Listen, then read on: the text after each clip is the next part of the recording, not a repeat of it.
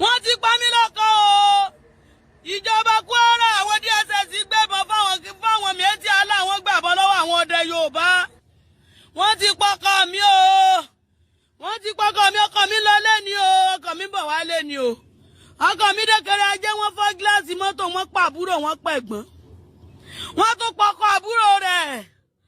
Ìjọba Kwara àwọn méjìlá àti ìgbékùn olè èèyàn 14 náà pa o. Ọdẹ bíi 10 ti kú. Wọ́n sì ti gbé èèyàn lọ́gbọ́kọ̀ àtìyàwó lọ. Ẹ rí mi báyìí o. Òkè ọdẹ la wà. Òkè ọdẹ ti tún tú lọ o. Stéṣọ̀ òkè ọdẹ la wà. Ọkàn àwọn ọlọ́pàá gùn balẹ̀ kò sí tágbà àwọn ká. Ẹ rí mi báyìí. Ọkọ mi mo jòkó tì yìí. Ìsọ̀nà ni wọ́n lè sá fún. Yìí lè sá fún ọkọ mi, ẹwọ ọkọ mi nẹ̀lẹ̀. Ẹwọ ọkọ mi, ẹwọ ọ̀rẹ́ ọkọ mi. Ẹ rí wọn lẹ̀lẹ̀. Ẹ̀yin kíní yìí ìjọba Kwara kò ní dá fún yín. Ẹ̀yin inú Ọlọ́run. Gómìnà wa dákẹ́ wá rán DSS olókìní tán ní kóló. Kóló kọ́pítà alálẹ́ ní kọ́pítà ọmọ kọjá. Alálẹ́. Torú ìjẹ́ tó bá yìí ti kọjá bá wọn lọ ṣiṣẹ́ níbì kan. Torú ní kọ́pítà ọmọ kọjá ọ̀sán gan-an wáyé o. Aago 7 àárọ̀ náà wáyé o. Aago 7 àárọ̀. Ẹ rí báyìí. Ẹ rí mi báyìí o. Now the woman husband 9 day ground like that. That's her husband. Lifeless on the ground. She's crying beside the dead body of her husband. And the husband brother. Now for those of you that don't understand Yoruba, I will interpret what I heard. My Yoruba is not that good, but I will interpret what I heard. So according to what she said that DSS gave guns to Miyetti Allah. And it is with those guns that they used to attack Kwara State people. DSS gave guns to Miyetti Allah. Miyetti Allah is an association of the people that of all these Fulanis that carry cows around. So she alleged that DSS gave guns to them. I don't know where she get that information, but that's a very strong allegation. And now with that gun, they take attack Kwara State people. For the past few days now, they buy people for Kwara State. She said the husband was coming home, they bust their glass, they light the husband, light the brother, then come carry some people enter bush. And all of this was done with the gun where DSS, according to her, give Miyetti Allah people. Surprisingly, I just say, wait, where Kwara Day? Kwara Day, the north central of Nigeria. As I did look, guess what? See the states where they there. Benue, Kogi, Kwara, Nasarawa, Niger, Plateau, and FCT. All these states, headsmen don't attack them, according to all these states. All of them. Benue, they still attack Benue till tomorrow. Jos, till tomorrow. Plateau. Is this a coincidence? It's not. Now, Kwara State. We were not talking about Kwara before. Now, Kwara won just a few days ago. Nasarawa is still the hot for there.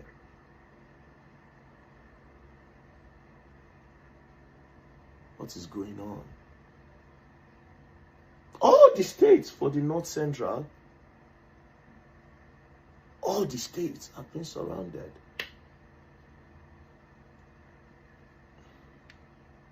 If for instance, they say by people for Kwara State, where make a lot of Kwara people say they want me Fulani leave their place. And we get government. This is a serious allegation. They should bring this woman in. Maybe she talk waiting she know. Maybe it go help all of us. She knows what she's saying. Because make it make sense. I'm not saying DSS did it. But how these people take they get these guns? We can't import guns. The citizens can't import guns. Now military, now if you do one, police, DSS, army, navy, air force, and the people where they use guns. We don't have clearance to bring in ammunitions into this country. Now people will get clearance to bring them in, and they supply these people. So this woman is not far from the truth. We dey talk about Benue things, Benue Jos. Mina Niger State collects, Nasarawa collects. Now they don't dey Kwara State. Enugu don't collect. Edo don't collect. Bayelsa don't collect. Ondo don't collect. All of this, they point out and give one people. That being said, a lot of things are going on. But again, make we really know what thing they happen. This thing is going on for too long. And two things they happen. It's either the Fulani are meant to take the fall, or they are the one actually doing it.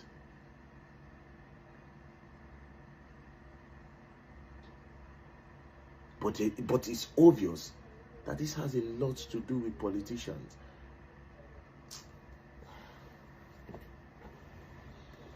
May God help us.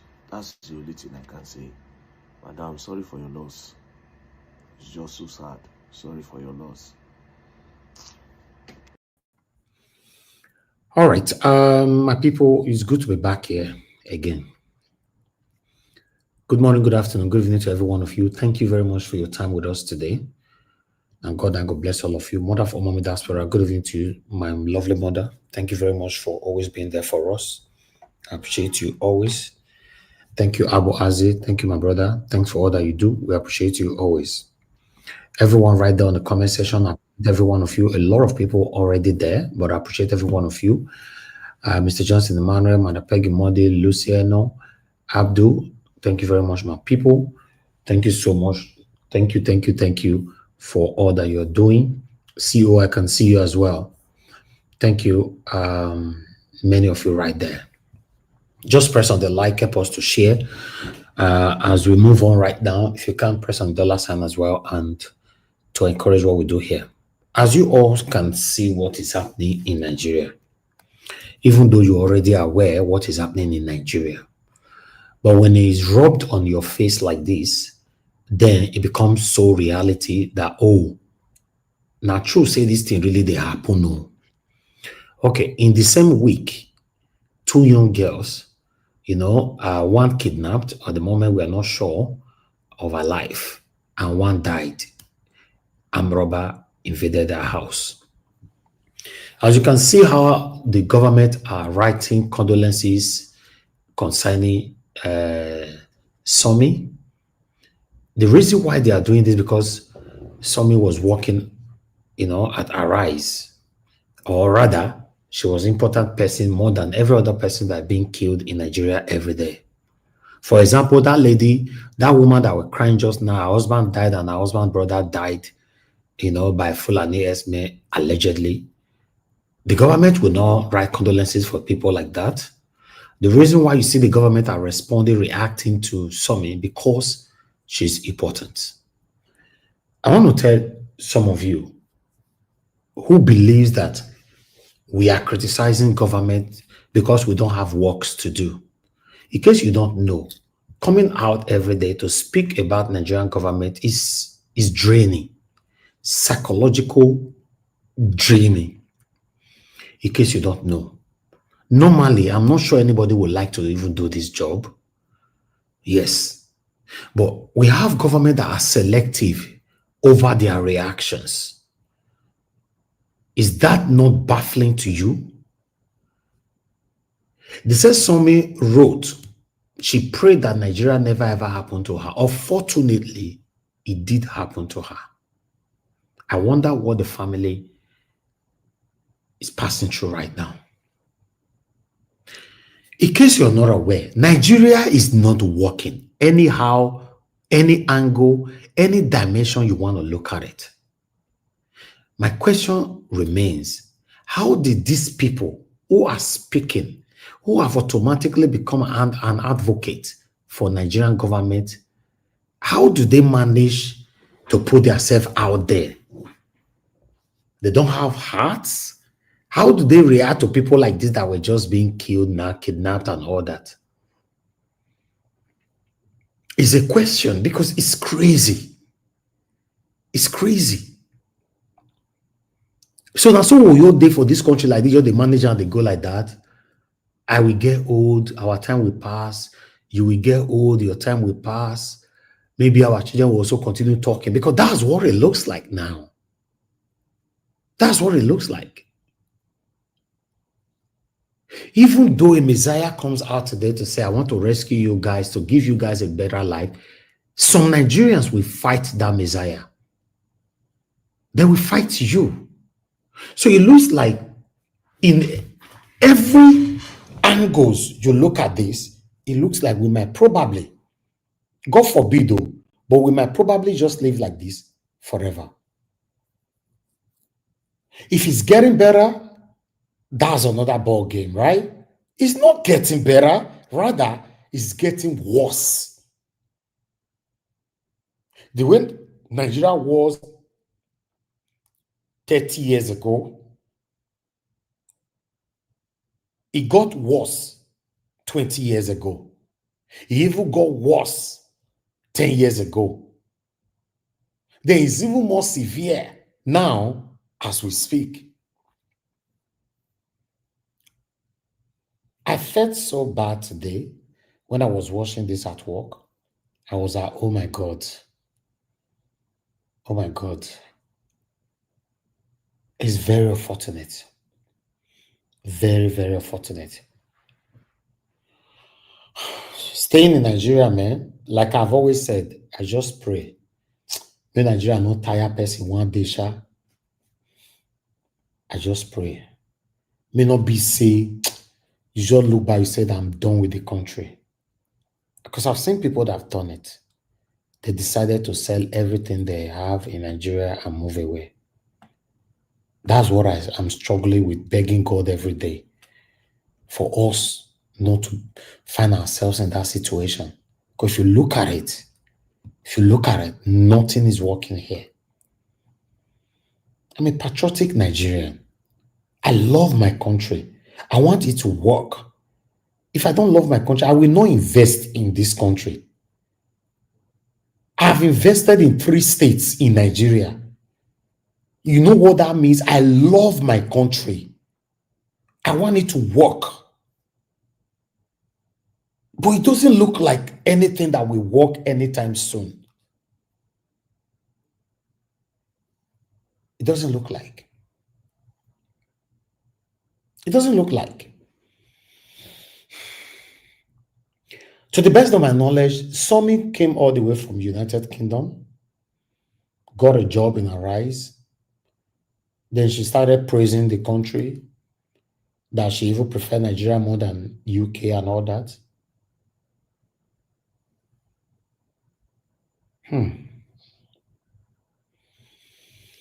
It's very, very pathetic. Very, very, very pathetic. The situation, I don't know how to explain Nigeria's situation anymore. Even the way it's going right now, I'm not even sure Peter Obi can rescue Nigeria. It doesn't look like Peter Obi can rescue Nigeria. People that will fight Peter Obi will be too much if they allow him to rule. People that will fight that man will be too much. Then the shocking part of it is that some Nigerians have seen the dilapidation as a normal thing. You see some of them in this Lagos or in Nigeria, they'll be saying, after all, we are used to it. How can you be used to rubbish? That's what some of them say. You they complain, we're already used to it. You are telling me you are used to backwardness. Then you that is complaining, you become irritative to them. It's very, very sad. Very, very, very sad where we find ourselves in this country. Before we will talk, I'd like us to listen to this video here. How Abure's audio linked how Abure sold Labour Party or messed up Labour Party. I just want you guys to listen to this. It's about money, money, and money. The Edo story, if we start the Edo story, some of you will get angry. I will not sleep tonight. You will be too angry. We know the Edo story now. We know. You will be. We know. We that were in Edo. You will be too angry that how can one person be so greedy, so wicked, so demonic, to have such disregard for the collective will of distinguished, hardworking young people who really want to move the party forward. How can one person be that demonic? If the person were your father, I'm sure you people will fight naked on the street. What I beg you, tell the story. My donation is in Edo. I donated a lot of money for Edo campaign. See how Edo started. Let me give you a background story of Edo. Tell the story. It's painful. Before now, Abure was a Shomoles boy over the last 15 years. When Abure was working in night post before they sacked him for stealing. I met the man that gave borrowed Abure 15,000 naira. Like, hold on now. Please. To stop Guys, interrupting there, because I really want people to listen to him, and I wish you all know who is speaking. Jeff really knows where all the skeletons are hidden. He was the former chief of staff to Abure and also Abure's brother. So, like, anything he's telling you, take it to the bank. Oh, I was hoping that you would not say that. So what? So he has been a Shomoles boy over the years. What he has been doing when elections are closed, Shomole will give him money. He will stay in Labour. Anybody that comes to Labour, they will tell the person the ticket are given out. It has taken us a long while to get in here, but we are finally here. I hear a lot of you are trying to make excuses for Julius Abure and his nefarious activities in the Labour Party. It's fine to be ignorant, but of course, that's why we are here. We will consume that ignorance with light, with education, and expose it. And then you will not be the judge to know if indeed Julius Abure did not contribute to the current state of our politics in Nigeria. How he sold, destroyed, and gave our Labour Party cheaply. A lot of things. It's a long conversation leaked to a few of us of a very solid member of the Abure inner caucus revealed to other Labour Party members of the activities, behind the scene activities of Julius Abure and how he has been selling off. It will interest you to know that Julius Abure worked against the Labour Party candidate of the Edo State elections in 2023, Edo Central actually. I think he's Engineer Mofoma, yes, and worked for the same Senator Modok Bewelu to become senator. It will interest you to know. And a lot of other things. How he betrayed Peter Obi, what Peter Obi did to help him and save him. What happened in Nabia, what happened in Anambra. That's very dicey. The elections are close, so we are going to be a bit careful with the Anambra story. What happened even to Edo elections of 2024, and what everything that Abure did. All of that are going to now be in public place and allow Nigerians to be able to decide whether or not Abure deserve the special treatment, the respect he currently enjoys. And this is plus and minus the monies he has collected from various positions, how he forged signatures, how Abure designed a poster and sent to INEC to allege that a candidate of the Labour Party had died so that he can replace his name. That's how much he went. And there's somebody trying to do PRO for him and said, he's not a senior citizen. He said, we will expose all of that. And I want to calm down and follow. We are going to take it batch by batch. We are starting with the Edo elections. And we're going back in time to the 2023 presidential election, how the current governor emerged, and all of the things that Abure did. Again, it's going to be a long one. Happy listening. So So he has been a Shomoles boy over the years. What he has been doing when elections are closed, Shomole will give him money. He will stay in Labour. Anybody that comes to Labour, they will tell the person the ticket are given out. When the Shomole came in with the 2007 Labour movement that he used to win Edo governorship, then before he moved to AC, if you recall. So Abure was assistant secretary. He became state secretary, used some of his juju. Another thing people should know, the man lives and dwells in Calabash. he has extended his tentacles now, the Babalawo in the neighboring countries. I'm sure he now has their contacts. That is his stock in trade. So that's by the way. So what he's always done when APC or PDP are running for elections, they come to him, they give him money, they tell him to hold the ticket so that if there's any strong candidate who doesn't get ticket from one of the big parties that will likely make an impact in a smaller party like Labour, if they come, they will block them. Or if they allow them in along the way, they will frustrate them out, just like APC tried to do with PU, just that the momentum was too big before the elections. If it was possible, we would have already openly sold PU before 2023 election. So that's what he's always done. So when PU joined Labour, and then the momentum started, people started reaching out to Abure in Edo. The first person to reach out to Abure in Edo was late Chief Anene's wife, Justice Josephine. I'm sure people know her. She reached out to Abure with the intention to keep the tickets for the state. Senator Matthew Rogide of Edo South reached out to Abure. Mind you, Rogide was in PDP serving senator. As at that time, Obaseki was governor. Ogie was chief of staff. Ogie is Abure's state political godfather. Oshomole is their king. If Ogie pee on the ground, Abure can lick it. That's how much of a slave he was to Ogie. So Ogie was the one Abure goes to get the money and all of the things he cannot do to Oshomole directly. So what they did, when Obaseki started having issues with the state assembly, if you guys recall, they gave up Abure 300 million to secure House of Assembly seats in Labour for everyone under the PDP structure.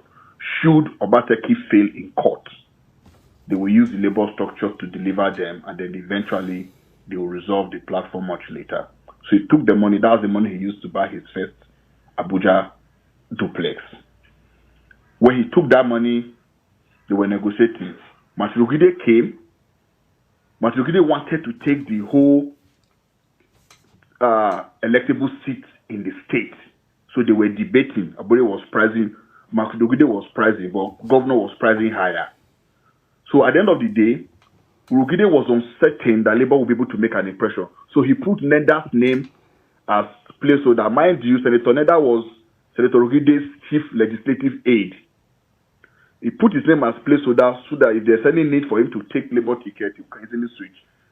Yahweh, the elected rep that are defected now to APC, was Rogide's PA and nephew. He put Yahweh's name for the rep. He put some other people in other places. So when the heat was now coming up, other people were now offering Abure money. So there were now disagreement. Out of the disagreement, one way or the other, Rogide didn't trust Labour enough to fly. He didn't trust Abure, so he let it go. That's how date elapsed, and then they couldn't even substitute. Nobody else brought serious money for Edo South. That was how Neda's name remained as the name submitted to INEC. Not as if Neda ever dreamt that he would run for Senate. That's by the way. Now to the story of Edo Central, what Abure simply did, after he met late Chief Anene's wife, the deal was for him to hold the ticket. Abure now said he wants to run for Senate. If you guys recall, he started putting some dead weak posters and pasting in his village in Uromi that was going to run to become the senator. Meanwhile, he was just simply holding the space to useless the ticket. So, meanwhile, the reason why they had that meeting was because of Governor Bewulo, now governor, the INEC governor of Edo. They had met, and he has been endorsed. So Abure was to hold that ticket and make sure nobody uses it. Eventually, Abure and Anslem, former youth leader, now had serious issue because Anslem was trying to also make funds with the senatorial ticket in Edo North. Oshomole was on the ticket. Oshomole was giving Abure small bread that nobody else must take that ticket. So after the back and forth, all the serious credible that came to even keep the party strong, whether lose or win. Of course, we knew it was going to be difficult for anybody to win against Oshomole in Edo North. But it was also important to have somebody who was strong to represent us at that election in that area. So that was the beginning of Anslem, one of the major bone of contention between Anslem and Abure that started their fight. Now, having done all of that, pressure now started from Edo South from Honorable Murphy that Abure went to collect money from RTV and forge Murphy's signature. Problem now started. People now started talking. He now became afraid. After much pressure in December, when it was almost too late, he believed nobody else can win election if they get succeeded by now. He finally released Edo Central's ticket to Engineer Chris Omofoma. He thought the guy would not make an impression. But, of course, Obi's name was already on everybody's lips. So the man went to Edo Central. With the grace of God and the man's dedication, he was able to rally really meaningful support. So much that PO had to come a second time to Edo Central because he was very impressed with the work the man had done and believed by the data we had pulled for the guy. The guy is lived in Canada for a very long time. So he also believed in science and data. So he did data capturing. With the data he had captured, he believed Obi was going to win landslide and he was going to, run under that carpet. All he needed to do was to defend votes. So he needed a little bit of experience.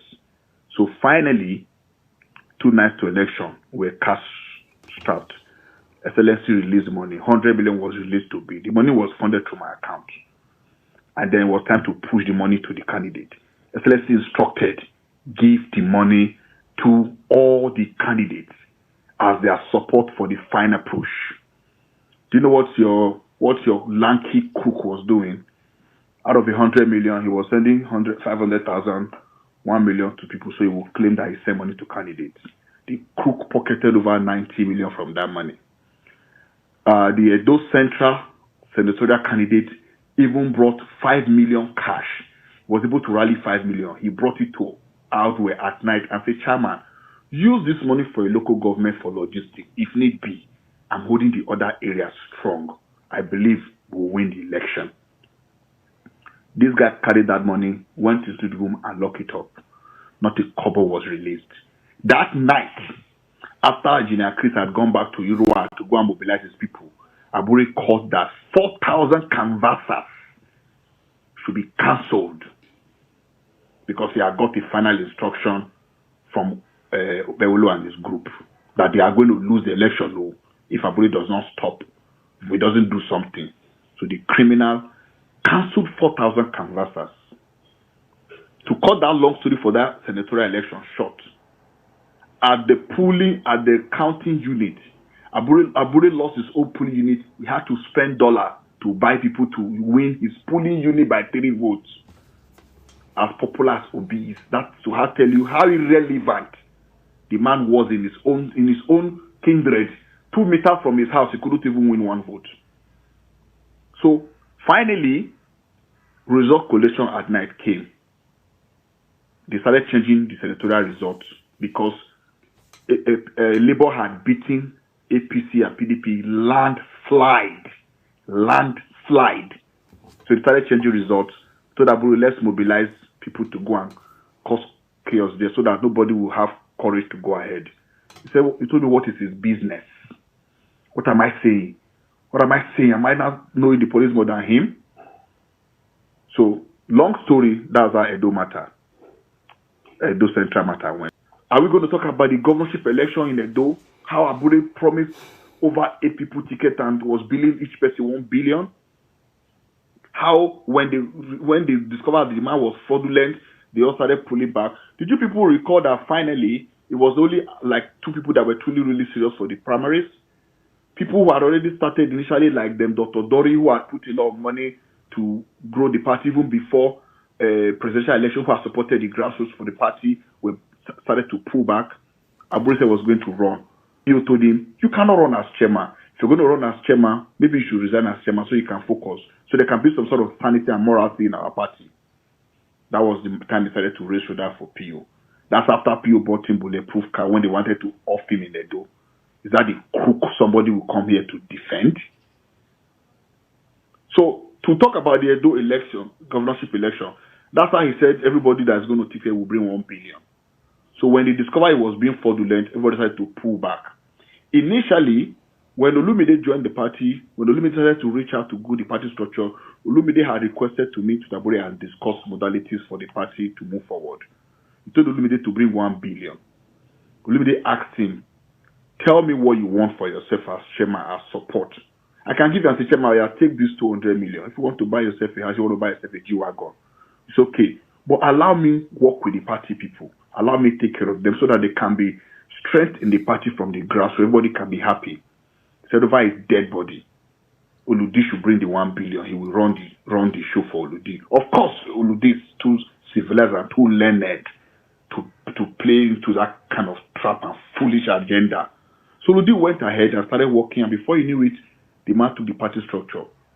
2 weeks to governorship election in Edo primary, no aspirant was able to offer Abure even 10 million. He became broke. He became desperate. He now went back to Kenneth Maswagbon, a man he has swore with his father's grave that he will not give support to. I started running around and bid the man 500 million. After much back and forth, the man finally agreed to pay 300. But before then, it will interest you to know that Senator Ogide wanted to run for governorship. He had come to Abure with Senator Alimi Hena.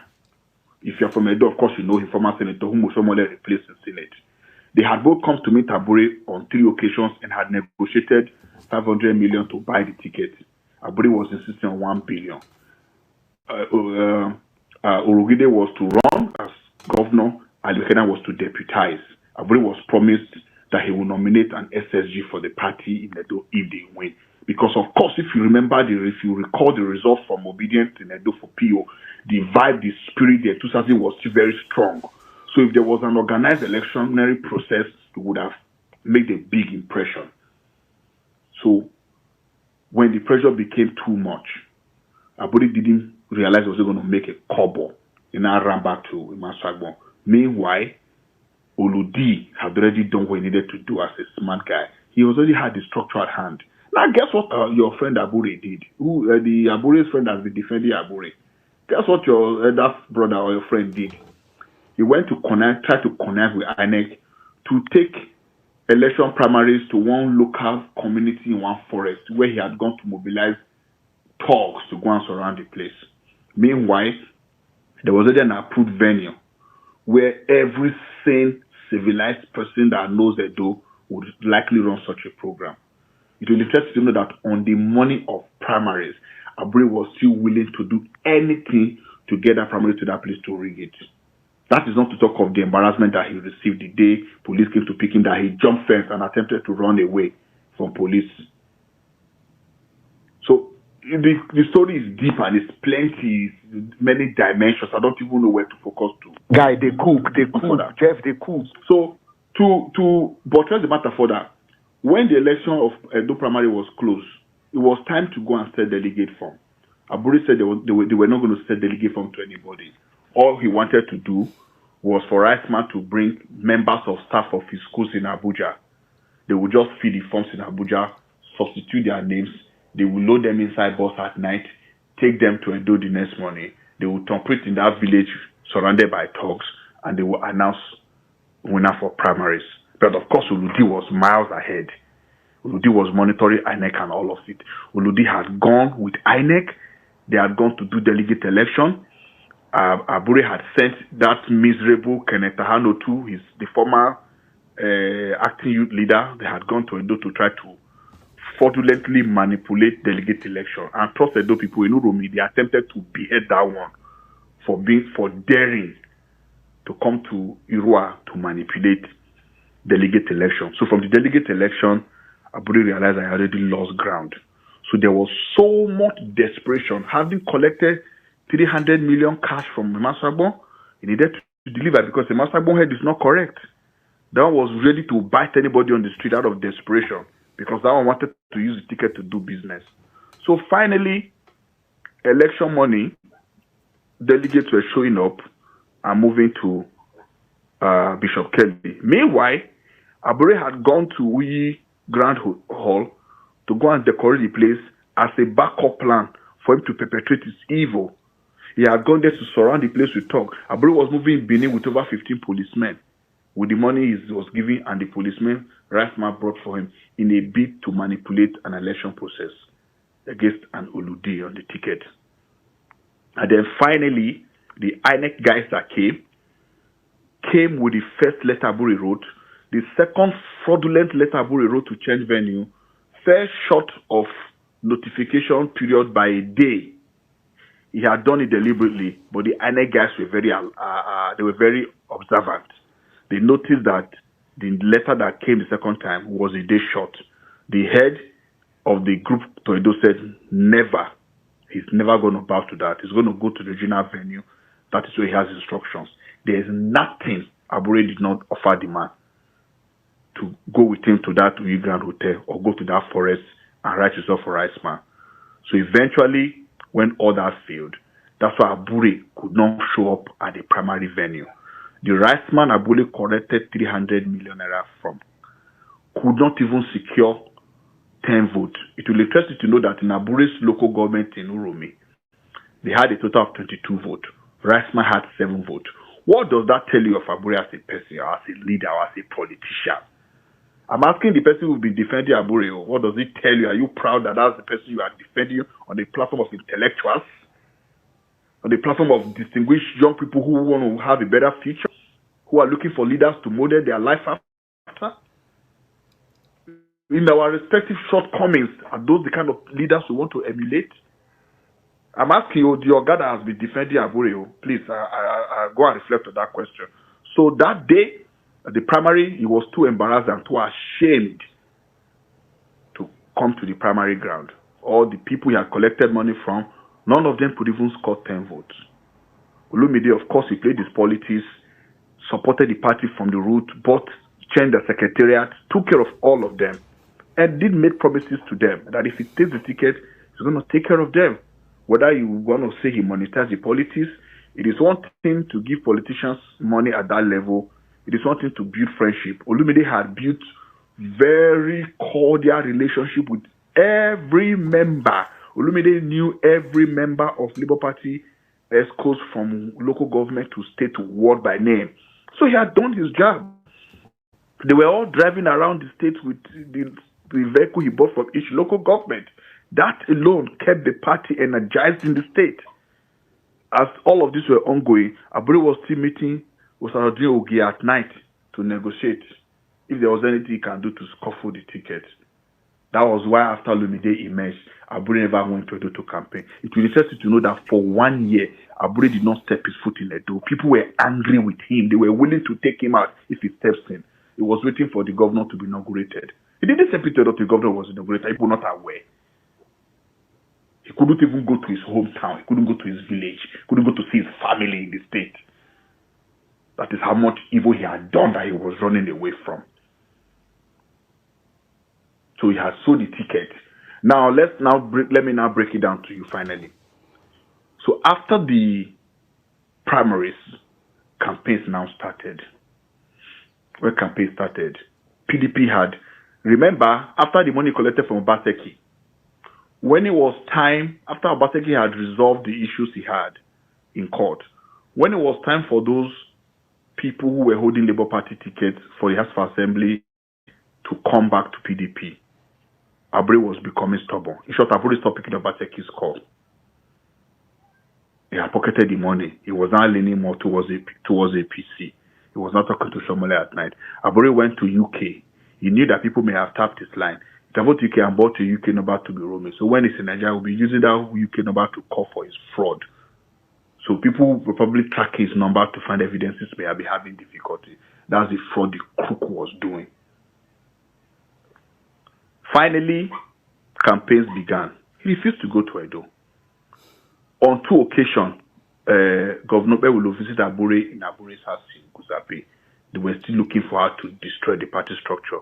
Then finally, we woke up one day and Oshomole's ex-girlfriend, former speaker, of course, everybody very familiar with Edo local politics know their story.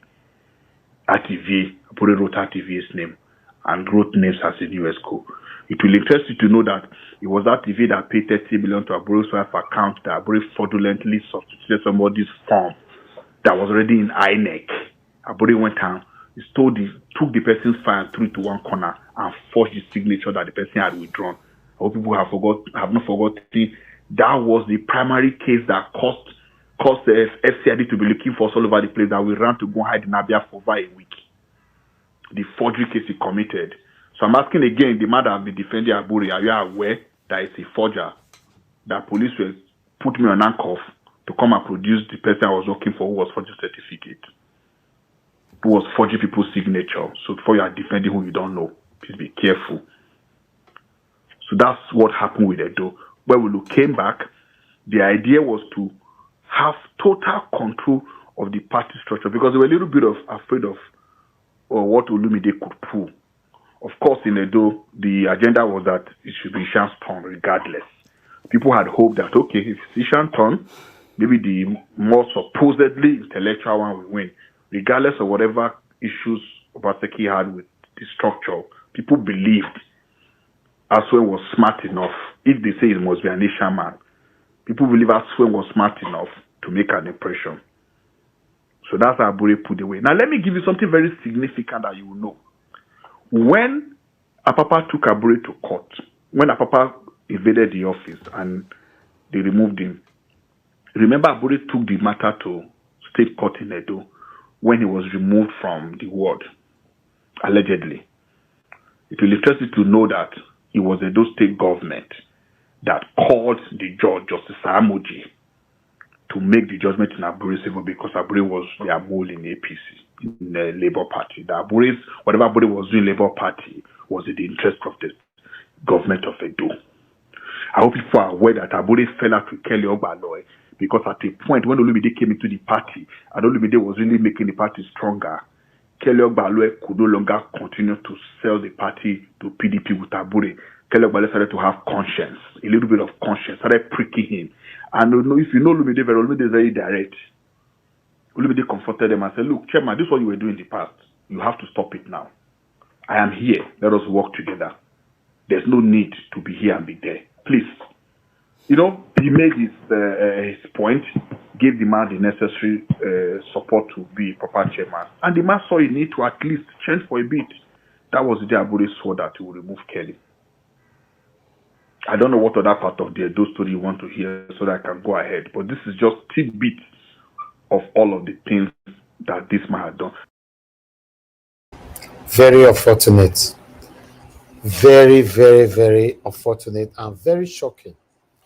This is the same Abure that some people are fighting for. Somebody will sit down for inside Labour Party say over his dead body. He can never live there. He can never leave the chairmanship of Labour Party over his dead body. Is that not enough for you to know that this man, there is something he's hiding? I was demanding 1 billion from all of them. Madam Deborah, please talk to us. Good evening to you, man. Thank you. Hello, sorry, Mr. Elvis. Have you finished? Yeah, go ahead. Talk to us. I said talk to us. Good evening to you, man. Yeah, good evening, Mr. Elvis. Good evening to everyone. You know, let me start first by addressing the shameless Abure. To me, I'm not surprised. Anything that I'm hearing about that man, I can even believe strongly that he worked against Peter Obi in that election. Exactly. It's just a shame. It's just a shame that people that he just pretended and used the opportunity. He wasn't really interested in seeing anything change. And that is the sad thing that is in Nigeria. Even the people, everybody is looking for an opportunity to enrich themselves. Nobody really wants to see Nigeria truly work. So sometimes it just makes me feel that, are we really heading anywhere? That's just the whole thing, you know. So Abure's case is just that now we are really seeing the fact that what really happened in that 2023 election. There was a lot that went on. If he could be doing this, so that's just a guarantee that he actually worked against Peter Obi. Maybe he was the mole that they actually used to help rig the election against Peter Obi. You can hear what he did to Olumide, and now look at the governor that is in Edo State. And I'm sure that Olumide would have been a better governor than this one that is there now. But Edo people will have to deal with Okpebolo maybe for the next 8 years. you know. It's funny, but they will have to deal with him. So the sad news of this Sommie, honestly, I felt like crying listening to that how that beautiful girl, that young lady, just lost her life unnecessarily. But you see, my message to those Nigerians or those people that are listening that belong to the category of people that say, consign me, consign me. When they are talking about Nigeria, sometimes it hurts my feeling when I call some people in Nigeria. If I want to bring up the issue of Nigeria, I beg, Nigeria matter. I beg, consign me. You don't know when it's going to consign you. Maybe those people that the armed robbers attacked that day, probably some of them are saying, consign me, consign me. But you don't know when Nigeria will happen to you, one way or the other. This is what we are saying. Look at a young, healthy girl that was not sick. She was just taken away like that. Just like that. She was just taken away like that. Even after taking her to hospital, they couldn't even attend to her urgently. You see? But if it is abroad, if they take somebody to hospital, immediately they will swing into action to save her life. But is that the case in Nigeria? So all those people that are saying, consign me, when it will consign you, that is how people too will be talking.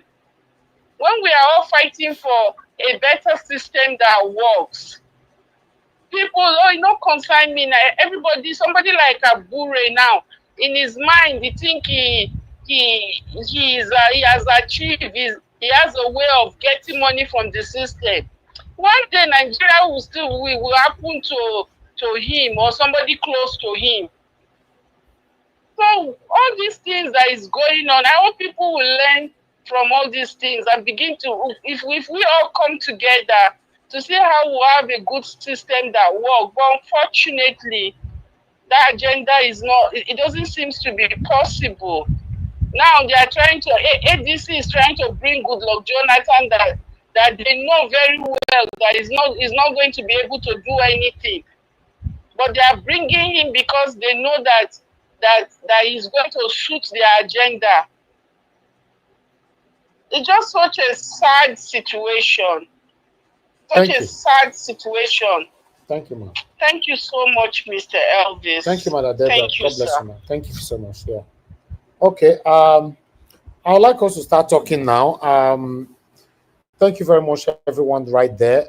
Thank you, Saddam. I appreciate you. Thanks for the super chat. And according to your message, you said none of the old brigade politicians can fix the Niger problem. We cannot put our faith in the coalition of thieves. Sowore has integrity. Peter Obi also have integrity now. Sowore have integrity. Peter Obi have integrity as well. But nevertheless, which integrity, Mr. Elvis? Which integrity are they saying Sowore has? Which integrity? The simple test. Leave them. Let them be looking for. There are so many allegations out there. Simple test for him to come out and address it. He kept mum. All of them, they are all there. Let me round up. I have someone on the phone. Mr. Joseph Oji, thank you, sir, for calling in. Yes, sir. Talk to us. We can't hear you, sir. We can't hear you. Your line is very bad.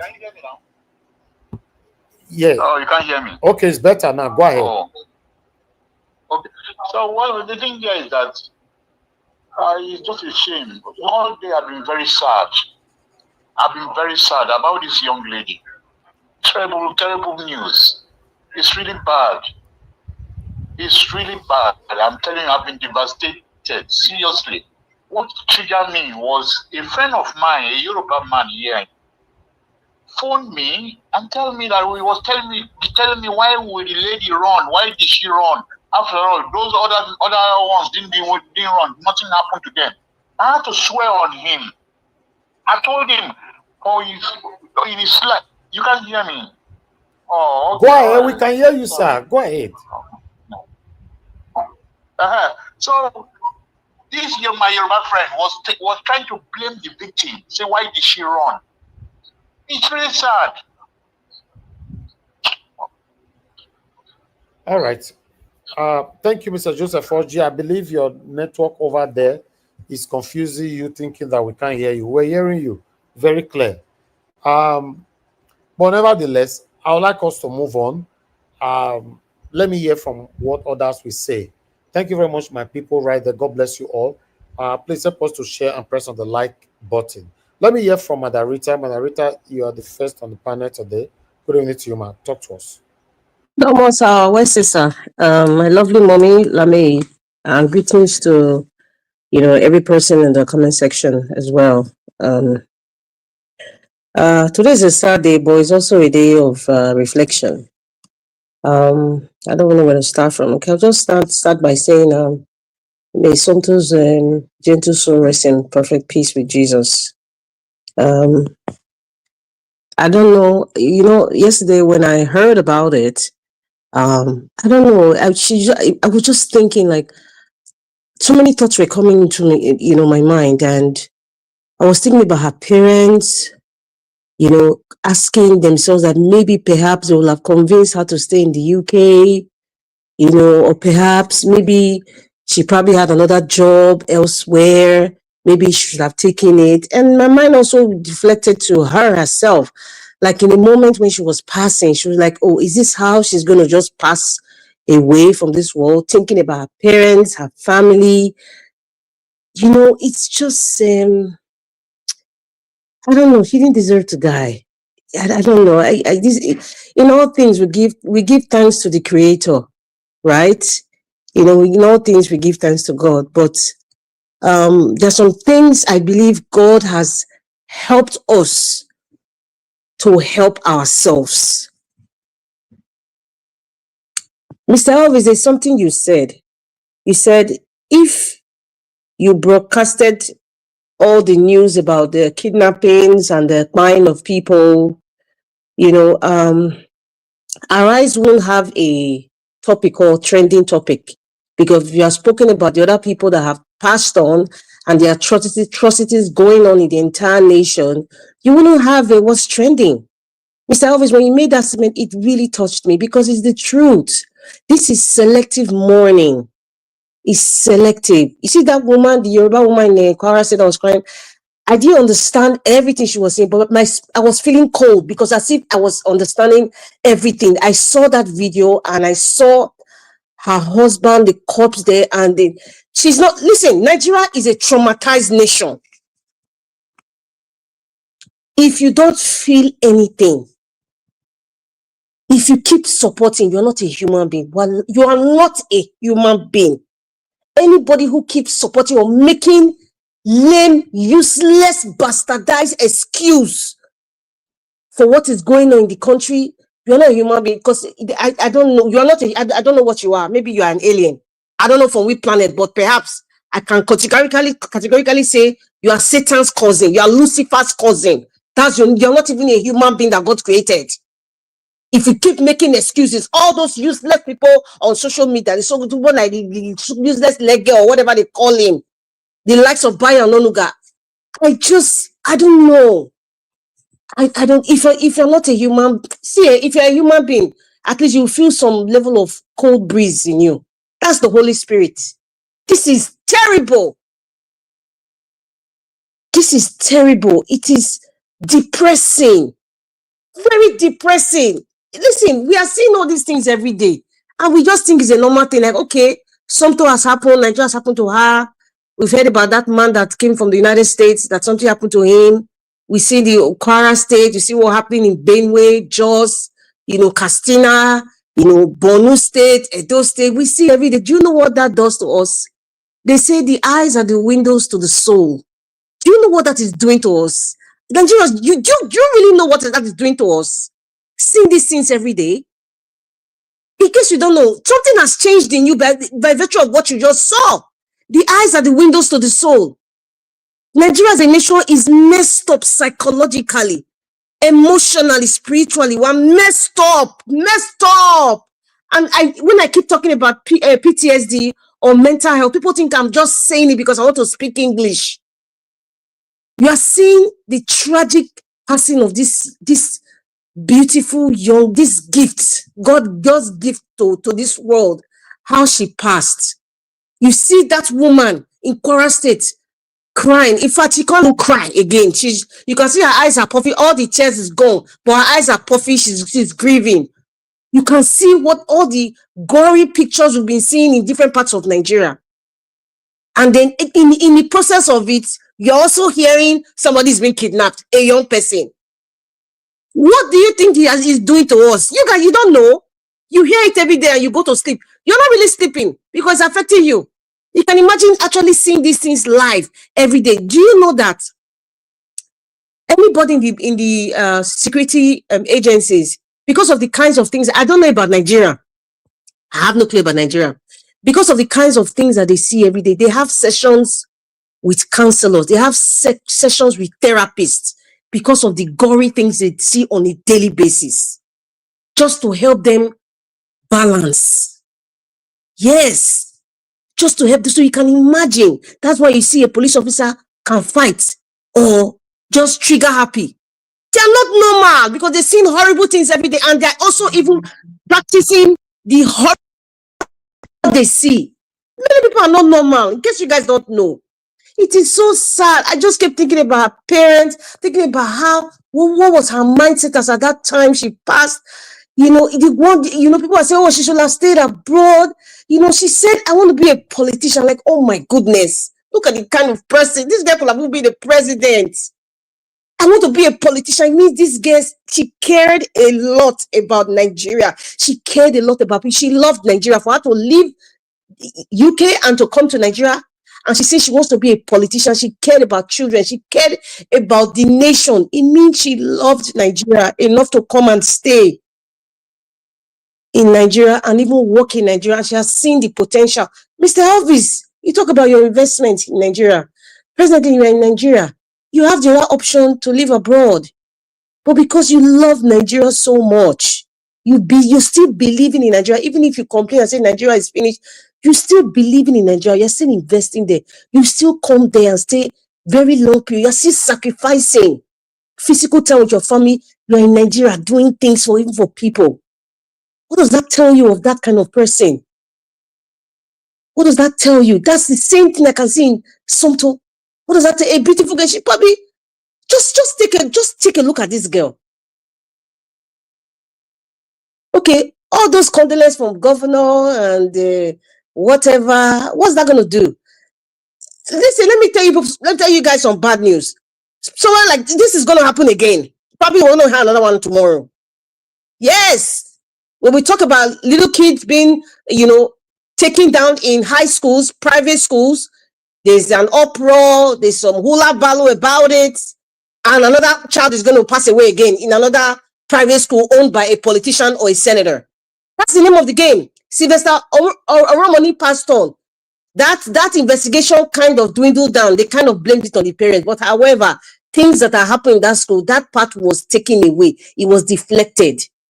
It is still happening.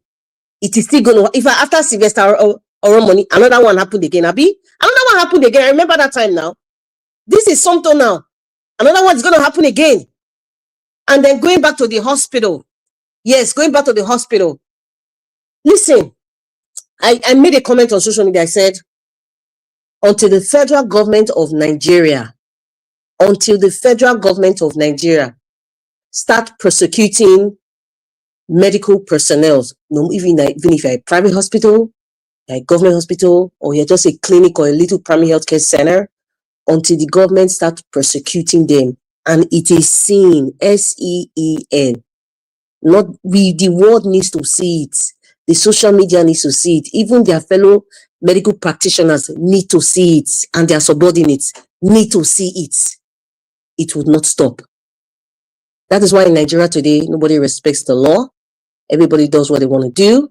They can tell you, oh, you need a police report. The government said, oh, you do not need any police report, treat everybody, you know, whether the person is an armed robber or whatever, a victim, treat the person. I mean, when you become a medical doctor, you swear an oath, for crying out loud.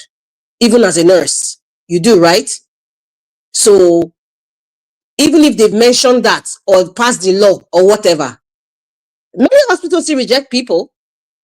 And what happens to them? It's only announced. They probably charge them 50,000 naira. They says according to the law, and everybody moves on. Tomorrow is going to happen. So that's why I'm saying some of those cases is going to happen tomorrow. It's going to happen. And you know, at this point, that's why I said I have no patience for greenhorns. I have no patience for anybody not to feel like, oh, they're not aware of what's happening. They're not. Listen, I have no patience for you right now. The way Nigeria is right now, I have no patience. Because if you cannot speak up, and if you cannot stand for the truth, I have no patience for you. I'm sorry, my darling. I have no patience. Because right now, all these tears is it's rubbish. It's rubbish. All these tears or condolence, it is nonsense. It is the system is killing Nigerians. The Nigerian system is killing Nigerians. The politicians are in fact, the politicians murdered this girl, just like so many other people. Yes, the box stops at the man from Bodlon's desk. I can say he's the one that murdered all of them. Yes, and all the subordinates who are supporting, you all murdered these people. You all murdered Somto. Yes, I will tell you, if your spirit is not catching you right now, you're not a human being. So I don't know, I'm a human being, so that's why I'm speaking like a human right now. If your spirit is not catching you, you are not human. This is so sad. It's depressing. Many people seeing this, it has triggered a lot of things. Do you know that? See, that's why I say what we see every day, we're just seeing it, but it's something is happening to us. The person of this girl has triggered, I can tell you, has triggered the parents of that dentist that died in that Kaduna attack. The girl that's supposed to go to Canada, it has triggered something in their family, because seeing this girl now, it has remembered, they remember what happened to their daughter. Yes, it's triggering a lot of things. That's why I said we are a sick nation. Emotionally, we are a sick nation. We are sick. We're in pain. We have anger issues. We have mental, psychological issues because of everything we're seeing every day. It's too much. It's too much. And you know what? It's getting close. And that is why you see people like Mama P. I respect them a lot, because even VDM, I can't even imagine the number of cases that they see every day. I can't. And then like some Nigerians will now say Mama P, she's the one that attacked Abure first. Hey God. What is wrong with people, for crying out loud? What in heaven's name is wrong? We are not normal as a nation. We are not normal. I think that's the problem. Because when we are so used to abnormality, when we see it, like, oh, there's nothing there now. What's the big deal? Oh, Mama P, you shouldn't have shouted. Oh, Mr. Elvis, why are you shouting? Oh, Madam Rita, what's wrong with you? Why is she talking like that? What's her problem? You are not normal, though, but you think you are normal. When you're not normal, because what I'm telling you now, it sounds abnormal to you, because you're not normal. The system has damaged your level of thinking. It has decimated it. That is why you see people who are talking against this government. You just feel like maybe, oh, your own is too much. Why are you talking? You are not normal already. The system has damaged you. The system has damaged a lot of us, both home and abroad. Yes. There's a problem here. There's a problem here. The system has damaged you so much that you can support a politician who is spying people. People like Sheikh Gumi can come and give you reasons why Boko Haram is doing what. The man is not even normal himself. He doesn't even know. He's seen your own people. It's not even about religion now. Women, children, pregnant women, young potential men are being pied because you just feel like these people have a reason to do what they're doing. You just feel like, let us negotiate. So it is normal for you. It is very normal. So want to use a machete on a baby. It is normal. That person is sick. Nigerian murdered Somto. May I so rest in peace, and the rest of the people, who have passed on due to Nigeria happening to them. May I so rest in peace. And I heard that those girls, Mr. Elvis, I saw it on social media that those girls who were kidnapped, the one that finished the law school, that they've been released and dropped at Oakville in Edo State. I didn't realize that my time had really passed. I just wanted to say, okay, maybe my next submission, but I just wanted to say in the Charles Dickens novel, Oliver Twist, Abure reminds me of fagging. That's the only way I can describe Abure. His physical look, everything, his character and everything that's going on, he just reminds me of fagging. Google is your friend. Please read, people. Thank you, Mr. Elvis. My time was short, oh. Did I speak so long? Ah. Yes, 15 minutes. 15 minutes, you don't talk. So, but if I 78 years now, you don't talk. Thank you, ma. Thank All God, right. Mr. Elvis. Okay. Good afternoon. Thank you. Well done. Thank you. If the gear have been released, that's a good thing. Thank God. First time I'm hearing it from you. Before I came on air, I don't know whether they don't release them. I think I sent it to you on your WhatsApp, your private WhatsApp. Oh, okay. Maybe Yeah, I because feel. I saw it on Instagram that that they've been left, and was it Instagram, one of these papers? And in Okpila right now they've been released. So I can't verify, but that's what I saw. What are they doing in Okbela? Maybe that's where they released them. That was the catching point where they probably gave them the money and dumped them there. They were kidnapped in Kogi State, local jail now. Okpila is not far now. That's the end of Edo State now. All right. The news will be clear tomorrow. When it's coming from Instagram and not a reliable platform, it's difficult for me to report it. Yeah. But I understand. let's stream. Yeah. Thank you very much, man. Thank you. All right. I appreciate you all, my people. Press on the like. Make una press on the dollar sign. I hope now no say 2 days is just my birthday. 2 days on the 2nd of October. Today is the last day of the month, right? Jesus. I think it's on 31st this month, Rachel. Now almost this evening, I hear somebody they tell me saying that today be the last day of the month. Tomorrow is first. Next tomorrow is my birthday. Jesus. Anyway, I appreciate you all, my people. Let me hear from the next person on the panel, which is Oga F. Emmanuel. Oga F. Emmanuel, it's good to have you on the show, sir. Talk to us. Good evening to you. Good afternoon, Mr. Evix. Thank you, sir. Happy birthday in advance. USA. Thank you. Thank you for giving us this opportunity again to speak. With a heavy heart, I want to first of all thank Madam Rita, our beautiful sister in the house. I thank you so much for always showing up this day. Thank you for a wonderful submission. And Mr. Egbo Jonathan Keslin, I hail you, sir. Sir Louis, I greet. Well. What else can one say? Nigeria keep failing us. Every nook and cranny, Nigeria keep failing us. The security has failed us. Healthcare has failed us. The economy has failed us. The only thing that looks like is thriving right now is criminality, political criminality. That is the only thing that thrives right now in Nigeria.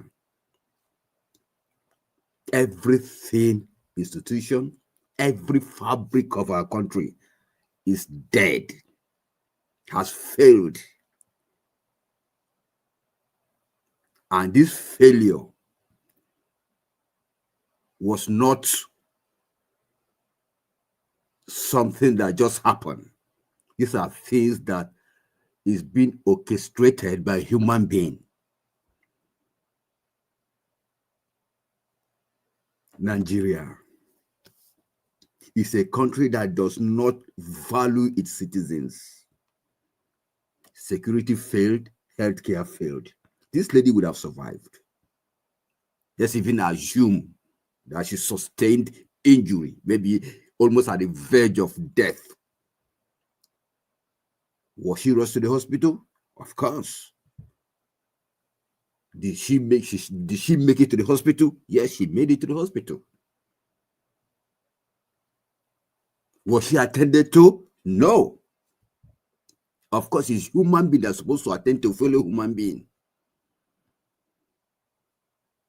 But what happened? They failed. And life gone. this would have been a potential somebody's wife, a potential mother. 29 years. Nigeria happens to Nigerians every day. Time will come in Nigeria that people will no longer celebrate any achievement because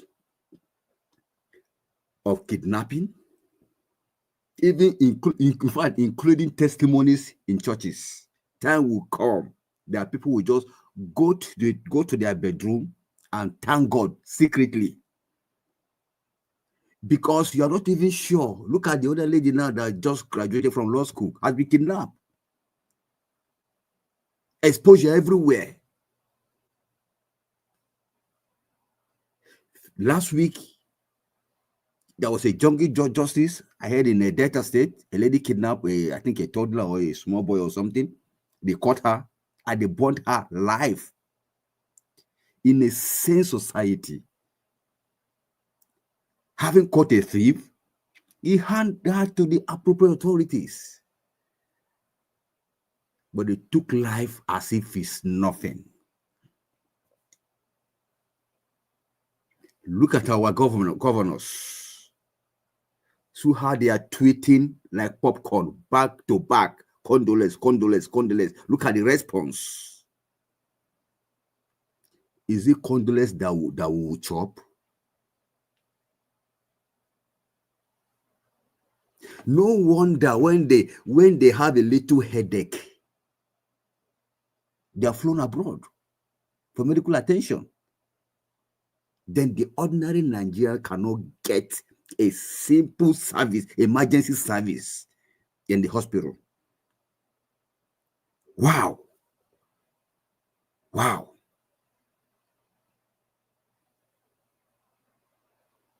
The system has lost its foundational truth.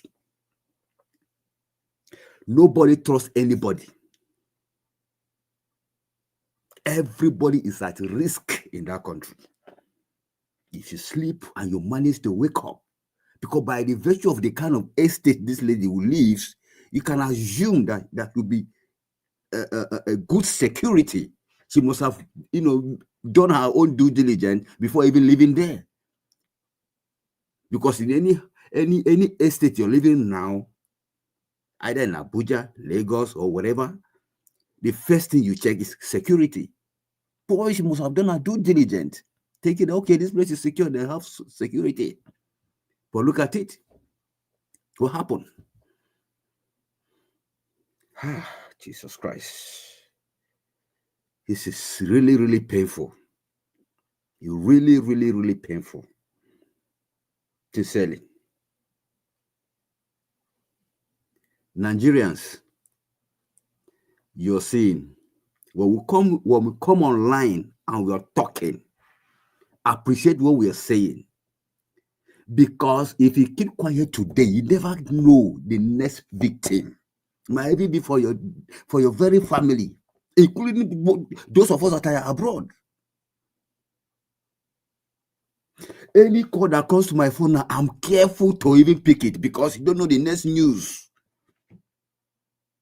You'll be thinking that, I just spoke to your sibling, I just spoke to your mom, I just spoke to your family member. In the next minute, it's a different story entirely.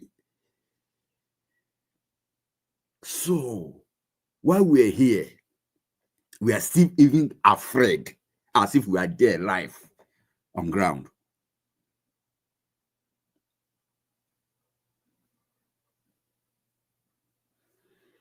Well, my condolences to your family, the Sommie family. That's the only thing I can say right now. God will give your family the fortitude to bear this great loss. It's a big one. You can see Ojuokwe cannot even hold herself. She can't even present the news for today. And this is also another thing for them to sit up on their job so that you know that we are not kidding here. You have to do more investigatory journalism and call those nonsense people, those criminals. Speak truth to power. Call them out. Don't sugarcoat issues. Otherwise, we will keep crying this way. God forbid. God forbid. So Nigerians, please, this thing is affecting everybody. There are millions of Nigerians that are not known, dying every day, being kidnapped every day. Some are being beheaded behind the scene. Nobody can get the information. The little one that we're seeing now is just at the tip of an iceberg. What is trending? What about the one that is not trending?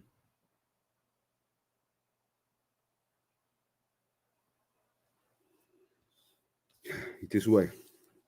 Then finally, Abure. Well, Abure is a greedy criminal. Is the Judas Iscariot of the Labour Party. It now looks as if Lamida Papa would have even been better than him. If somebody tells me they are Abure, Jesus Christ. No wonder the secretary, is it the secretary or treasurer, that lady have been saying that this guy is corrupt. That she can swear by anything that this guy is corrupt. She knew what she was saying. I don't know. I can't really remember her name. It's all Luchi or something. I can't remember her name right now. I think the secretary of the treasurer of the Labour Party then, when the issue was trending. So the guy is the devil in this Labour Party. Well, my prayer is that God in heaven will keep exposing them one after the other. Let the people of Nigeria see the decadence that has kept us where we are today, and the criminals that will put up a good-looking face, but right behind closed door, they are the etu brute of our country. They are the Brutus of our country, killing us, projecting themselves as if they are fighting for one Nigeria. What a shame! I call this one somebody husband, somebody father. This money we are even fighting for, where are we even taking it? How many quantity of food can you eat per second? The size of your room is not just one corner of the bed you're going to lay. I'm not saying people shouldn't have a good life, but have it in a legitimate way. Jesus Christ. The service in fact, today have been down once I heard this whole story. Bye everywhere. And on top of this, these criminals are lying. Went to Brazil and tell us that no more corruption. It's happening every day, not just today. Every day night they happen. Jesus Christ. Hey. Thank you, sir. Thank you. Nigeria. It is well. Thank you. Let me stop you from there first. God bless you, sir. Thank you very much. That's where we find ourselves in our country. Nowhere is safe right now. This kind of time now, you cannot even drive around. Everywhere is terrible in Lagos right now. So, in fact, Mr. Evix, the way I'm seeing it now, if you are graduating from anything or doing better anything, it's like a risk, because once that social media capture your activity, you never can tell people that are seeing you.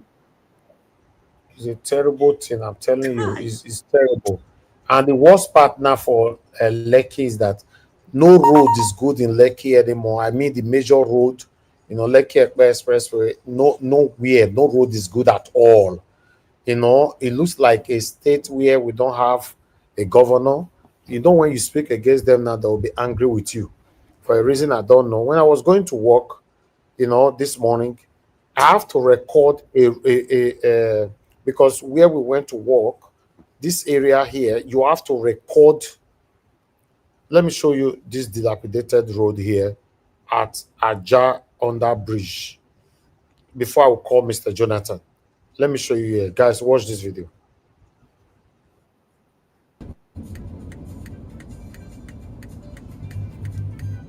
Jesus Christ. See how dirty this place is. Just imagine, this is under bridge Aja. It's very, very unfortunate to see that this road is just like this.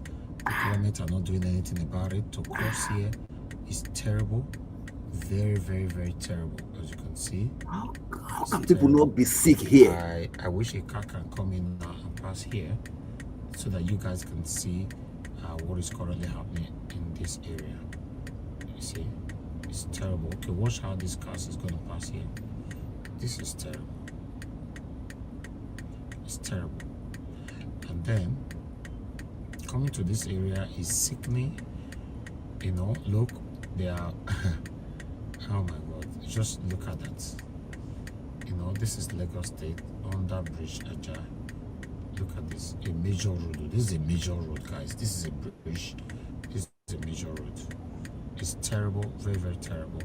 And there's what's it called, a dumping field right here. Waste dumping area everywhere. And there's another waste dumping area here. Watch this one here. Watch, you see that? It's just crazy. It's crazy. Look at all the roads. Almost all the roads currently right now in Ireland, all is bad. You know, from Lekki Phase 1 all the way to, I don't know, everywhere. The Lekki Ekpe Expressway, all is just bad. It's crazy. All right. This will not be safest now. I did this by myself. I know. You this know, is misplaced priority. This road should have been fixed, and we are spending trillions doing This major road. You don't have any other option than to follow this road. Why can't major road maintain the one we already have? Fix them, put them in order.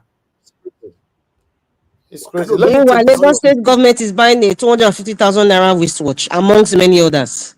Now, well done, oh, Lagos is shining too. Hold on, let me take this call. Thank you, Mother Deborah, for calling in. Please, quickly, 30 seconds. Yeah, thank you, Mr. Elvis, for picking my call. I just wanted to add something quickly to what the last speaker just said, that this is a wake-up call for the Arise, the people on the Arise station to take their work more serious. I could see the emotions that Still was, the emotions that she was expressing regarding what happened. But sometimes you see when she's talking about things happening in Nigeria, you see her laughing, and the way she laughs sometimes exactly is so annoying. Very annoying. Oh. Even yesterday, I was upset when she was laughing over a serious matter. I forgot what was the thing. She's always laughing. She laughed. But now that it has affected somebody that is close to her, she's expressing emotion. You see how Nigerians are. I just hope that she will now know that nobody, when something is happening, we should all take it serious.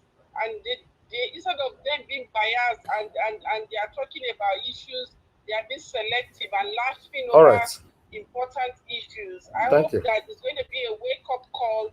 Thank you. For them. There's no wake-up call at all. There's no wake-up call for any of them, madam. They are all satanic. But nobody will know who the next victim will be tomorrow. Thank you, ma'am. Thank you. So thank you so much, Mr. Elvis. Yes, ma'am. Yeah, she's very right. Just yesterday here, I wanted to complain over, I don't know what audio presented. For those of you that watched our video yesterday, go and watch it again. She was laughing. When the camera came back to her, I was like, what is funny here now? So, but what do I know? Before people will say we are picking on her or whatever. But Mr. Jonathan, talk to us. They should Okay, take Mr. Nigerian Yeah, matter wait. more seriously and stop those nonsense laugh. No, she's always laughing. She's always laughing. I don't know why. It looks You like the like thing is serious. The you like thing an is itchy hand. funny, you know. That's your Then she will not tested end it. A very serious matter. She will not end her laughing by saying "Jagaba, Jagaba," like we're in a and comedy Rufy on hall. fire. Today, no Rufy on fire There's not- again. Now, what no, we I see don't is understand. whipping on fire. And we did not hear that one today. Now we didn't see any laugh, we didn't see Jagaba, we didn't see. So why can't we just be real like that and let our government know we are not happy over how they are treating us, rather than always smiling on satanically and synthetically smiling. Thank you, sir. Mr. Jonathan, talk to us, sir. It's good to have you on the show. Good evening. Thank you, Mr. Elvis. They always want to be on the good side of the bad guys. So they want to be on their good book. Thank you, Mr. Exactly. Elvis. I greet you. God bless you for the good work you are doing. My fellow panelists, I greet you all. God bless you greatly.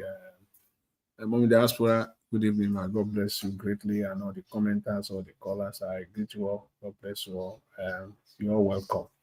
Yeah, I always say Nigeria is not normal. And I'm grateful that Madam Rita alluded to that fact earlier in her submission. I cannot but re-emphasize it, reiterate it over and over and over again. Nigeria is not normal. It's not a normal country. So everything we're seeing, and in an abnormal setting, you don't expect anything normal. And I think we should, by this time now, we should all get used to that fact. And until someone, because if you react as someone who is existing in an abnormal country, people will think you are not sensitive. They will want to paint you black. They will want to paint you bad. But what do you expect? What kind of reaction do you expect from an abnormal setting? Now, unfortunately, this lady now, they just wasted her. The normal reaction would be to show emotion, condolences over, all over the space, which is the normal thing. I can't but, say that or express my sincere condolences to our family. I cannot but express that. But above all this, after all the emotions and everything, we know that we're living in an abnormal society, completely abnormal. And you should not expect, anybody expecting anything normal from an abnormal setting also needs to be diagnosed. You also have a problem. So you don't have to expect anything normal from an abnormal setting. You don't have to. You can't do that. It is only in Nigeria. I've never seen it anywhere in the world, even the worst of countries, where someone will be taken to the hospital and hospital will reject. I've never seen it. That guy that pied Charlie Kirk at the University of Utah about two weeks ago or thereabout, if that guy were to be apprehended with gunshot wounds, that guy will be taken to the hospital. They will protect you with the kind of security they will give him at the hospital. The best of treatment. In fact, they will airlift him to the best hospital. It's not once. We've seen it in United States over and over again. When the criminal is apprehended, they will take him to sometimes that is why the police will want to finish the whole thing on the spot. They know how their system works. Sometimes they want to finish the whole thing, make sure that they buy that guy there. They can drop 50 bullets on him alone right there and then, just to finish, because they know that if that guy is taken alive with gunshot wounds and he's still alive, the best hospital, the one they give, they will take him there, and with the best security they will give him. because they will make sure that this guy is treated. It comes to the court. That's where they want to see the whole thing played out. So some police officers don't even want that. They want to. But we all know now. It is only, and the hospital will give him the best, even someone who is the best of treatment that the person himself cannot even afford in his ordinary life. You will get it. It is only in Nigeria. Now we are not talking of someone who is a criminal. Now we are not talking of someone who has committed a crime or whatever. We're talking of a citizen brought into the hospital in critical life-threatening condition. Such hospital, their license should be withdrawn. There is nothing to investigate. You see, an abnormal country. You see that why we say Nigeria is an abnormal country. Such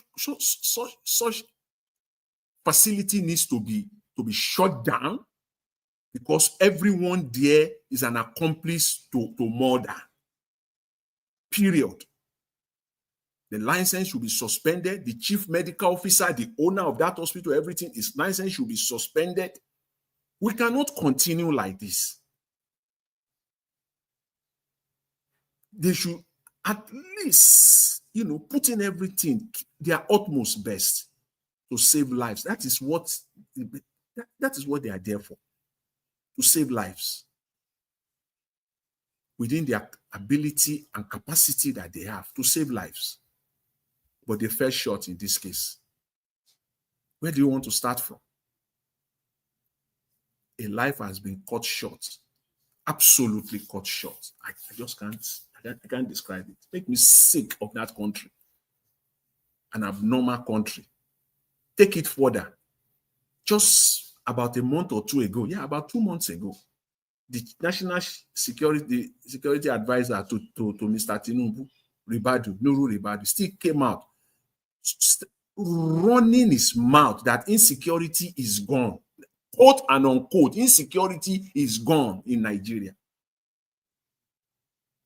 What a state of abnormality is that? What a state of insanity. The height of insanity. The chief security advisor to the president of a nation, he came in this state of Nigeria. A woman there in Ofa, Kwara State, was crying. Her husband just cried. Lie there in her presence. And with the help of security agencies, they allowed these terrorists to ravage an entire community. They even came with helicopter. How? In a normal country, they even came with an helicopter. Landed over the helicopter, hovering over that community for hours. In other words, protecting those people so that when they finish, all of them can just up into the helicopter and then they just fly them off. And someone comes and says, insecurity is over. Is that not height of insanity in this state of Nigeria?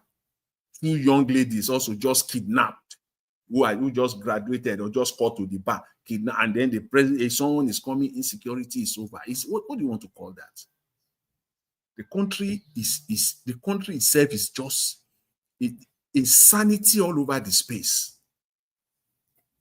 Take it further again. Look at the way you're hearing condolences, tweet messages everywhere, left, right. The Minister of Information, the Minister of Aviation, the Governor of Kaduna, the Governor of Enugu State, on and on like that. All of them coming out because of this Arise lady. I did not see all of this when more than 200 Nigerians were massacred in Benue State. I didn't hear. No governor came out to tweet. If you have that tweet, please bring it out today. There was none. Because when this was very hot at the peak, at the height of it, the first 2-3 days, when you at least we can recall, oh, this was what happened you know, the ministers, the governors, they are, you know, they are all out there, you know, making statement, giving statement. Nothing. State of abnormality, insanity at the highest. None of them. I believe it was Madam Rita. She talked about selective money. Yes, this is what it is. It is selective. It is selective. That is why reacting this way will want to make you appear that you are not human. We want to make you appear that you are not sensitive. But the truth has to be told.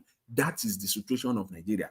Nigerians will not care until it happens to them or to people close to them. When was the day the whole of the morning crew of Arise TV, all of them appear in black, all of them come in and appear all in black to mourn Nigerians that by 200 Nigerians, we've had stories. This 2025 alone, forget about the previous year. This 2025 alone, we've had stories of 200 by, 100 by, 30 by, 50 by. How many times have they appeared on their platform and said, we are wearing blacks for fellow Nigerians? Selective money. What's the point of wearing black? Is it not money? How many people have you used your platform for to do this? Because if we're saying all this now, it will appear as if one is insensitive or not human enough. Please, but let's just get it straight. Until we change our attitude in Nigerians, until we change that attitude. And it is the same mindset that we bring to every spheres of life in Nigeria. Political, economy. Some people care less now about the economic situation of Nigeria because they can afford bread. Even if one loaf of bread is 10,000, they can afford it. Even if a bag of rice is 500,000 naira, they can afford it. They care less. They don't give a damn about anybody because it has not reached them until the day when maybe it's now get to 500 or 600,000. When they cannot afford, then they will start speaking. You will think that they care. This is the time that Nigeria must come together. And that is why we're not moving forward. That is why we're not going anywhere. Because I've never seen a nation so divided as Nigeria. I've never seen it. So sad. Mr. Elvis. Anyways, time is not our friend. I'll leave it there for now. Thank you very much. I appreciate it. All right. Thank you, Mr. Jonathan. Thank you, sir, for your submission. Let's hear from Sir Louis. Sir Louis, it's good to have you on the show today. Good evening to you, sir. Talk to us. Mr. Elvis, good evening. Good Thank evening you, to my dear panelists and good evening to everyone watching us, wherever you are. I was actually I was having some projects and I said, let me quickly rush in to just give my short submission because I saw the news today and yesterday I was planning to come in, but I had some other things I was doing. You see, someone mentioned earlier on, he said selective, is it selective mourning or selective, forgotten the line, but you see, Nigerian is a country that has been happening to Nigerians. It's a continuous thing. It's very sad, very, very, very, very sad. In fact, I'm just trying to put myself in the picture of how the families are taking this right now. Because I've lost a dear one before, and I know it's something that is a pain that can't not be replaced. It's something that just remained there. For a young lady like this, I saw the video when Ojobe presented it and everything she said. She had dreams. She came from the central part of her state and she wanted to become a senator. She really wanted to become something.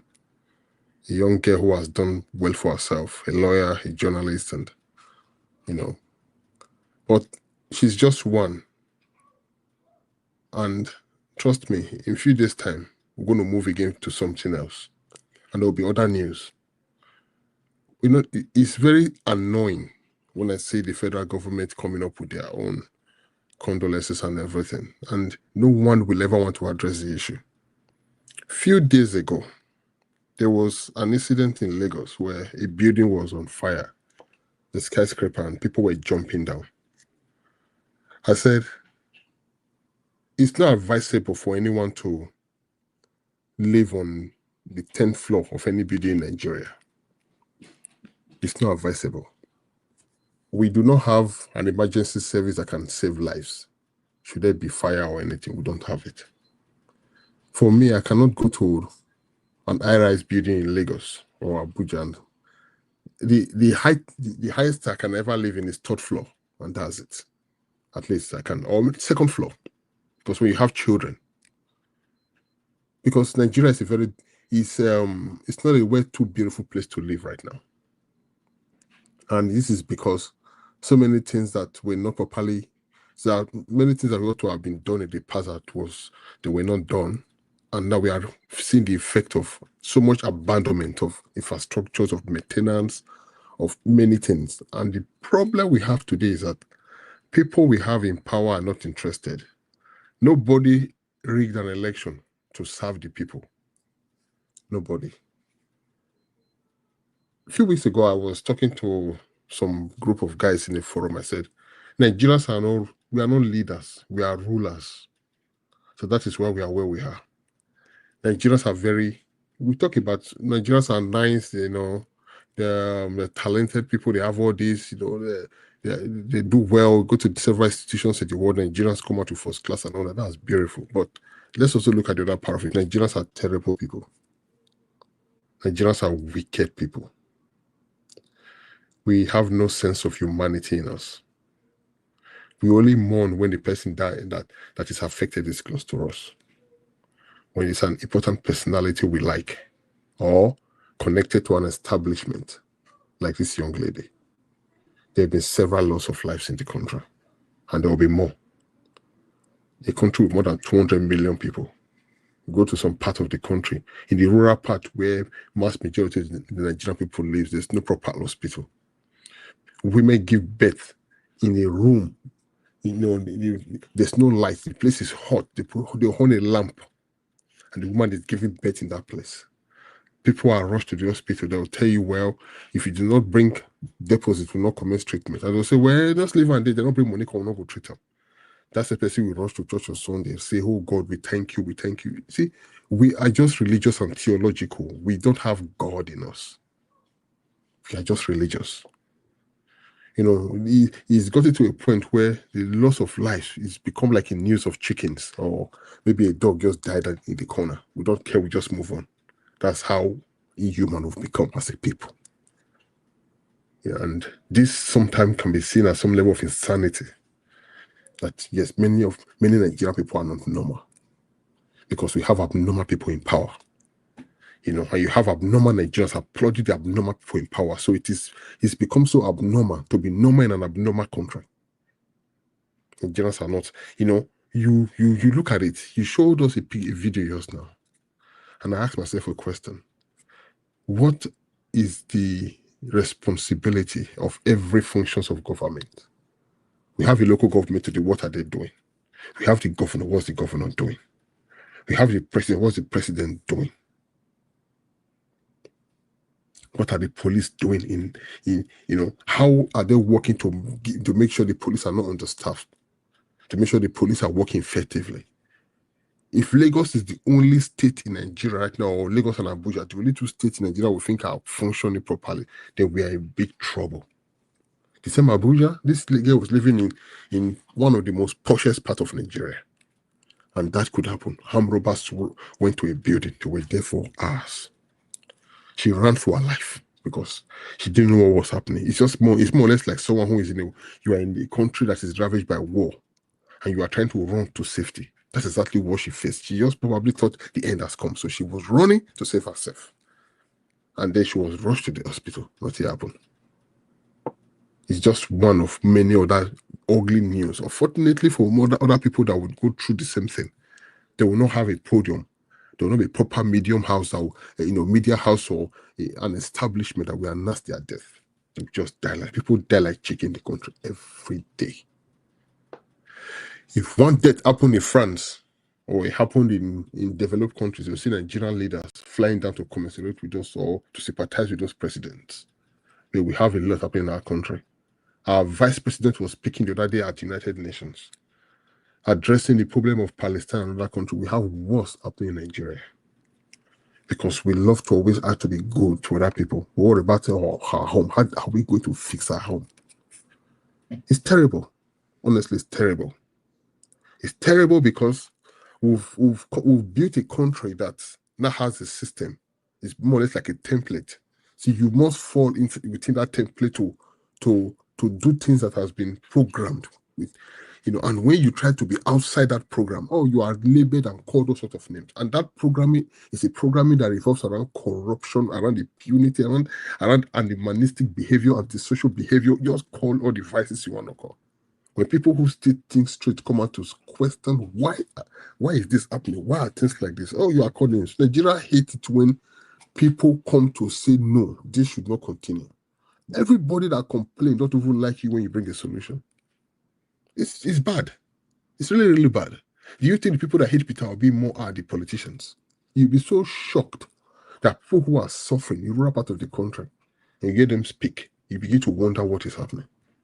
You are suffering. Someone is actually saying you want to face the system for you. You hate the person because and when you ask them, why do you really hate this particular individual or Peter Obi or whatever?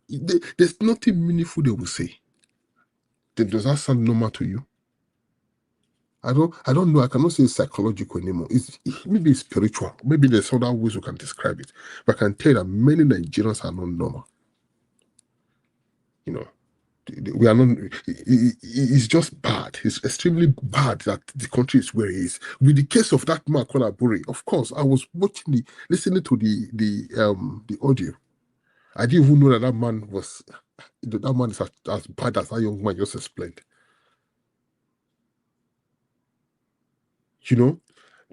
I've listened to several journalists and people question politicians in the US and Europe. You see them, you see young journalists coming to question them. In Nigeria, you do not question. That is the programming that has been going on for so many years. They'll tell you don't question anyone in power. You don't talk to elders. And that is the reason why we are in the mess we are in today.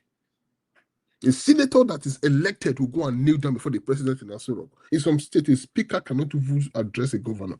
The speaker goes to the state house to kneel before the governor. A governor that served 8 years is out of office. He's still trying to control a government after him to say, yes, I will control a government, or if I do not control it, I will destroy the government. And people will come out and say, well, what the man is doing is right. This man is not humble. How do we let them define humility for me? I said it before. I said the Nigerian definition of humility is slavery and cowardice. If you must be humble to a Nigerian, you must be a slave and you must be a coward. You must be a Nigerian that has no brain. People don't like when you know who you are, you know your value and what. I've come to really study many Nigerians. They don't like it. They don't like it. It's like when you see a beautiful young lady walking in an office and you see one dirty boss trying to have his way with her, and the lady that truly knows her word says no. Even if she's a cleaner, she says no. You know the kind of hate that the boss will have towards that lady. That's just how many Nigerians are. They hate to see you as a young man, you know who you are. But when you do not have anything up there, you just say yes and yes, and that is what they call humility in Nigeria. They say, that guy is you are very humble, my God will bless you. What God? Everywhere I go, I said it before, I am a Christian, but I am not a Nigerian Christian. I'm not a Nigerian Christian. Because Nigerian Christianity revolves around crime, around deception, around falsehood, and I'm not a Nigerian Christian. Because we don't like truth. We don't like truth, and we hate those that stand for it. I will come out to lift up our filthy hands, so we are lifting up our holy hands. What hands are holy? The Bible says righteousness exalts a nation, but sin is a reproach of the people. Righteousness exalts a nation. Where is the righteousness here? If you want to know if the people are truly progressing, look at the country they are from. If you truly want to know if the people are doing well, look at the country they are from. Then you have your answer. Everything happening today, do people come together to say enough is enough? Thank you.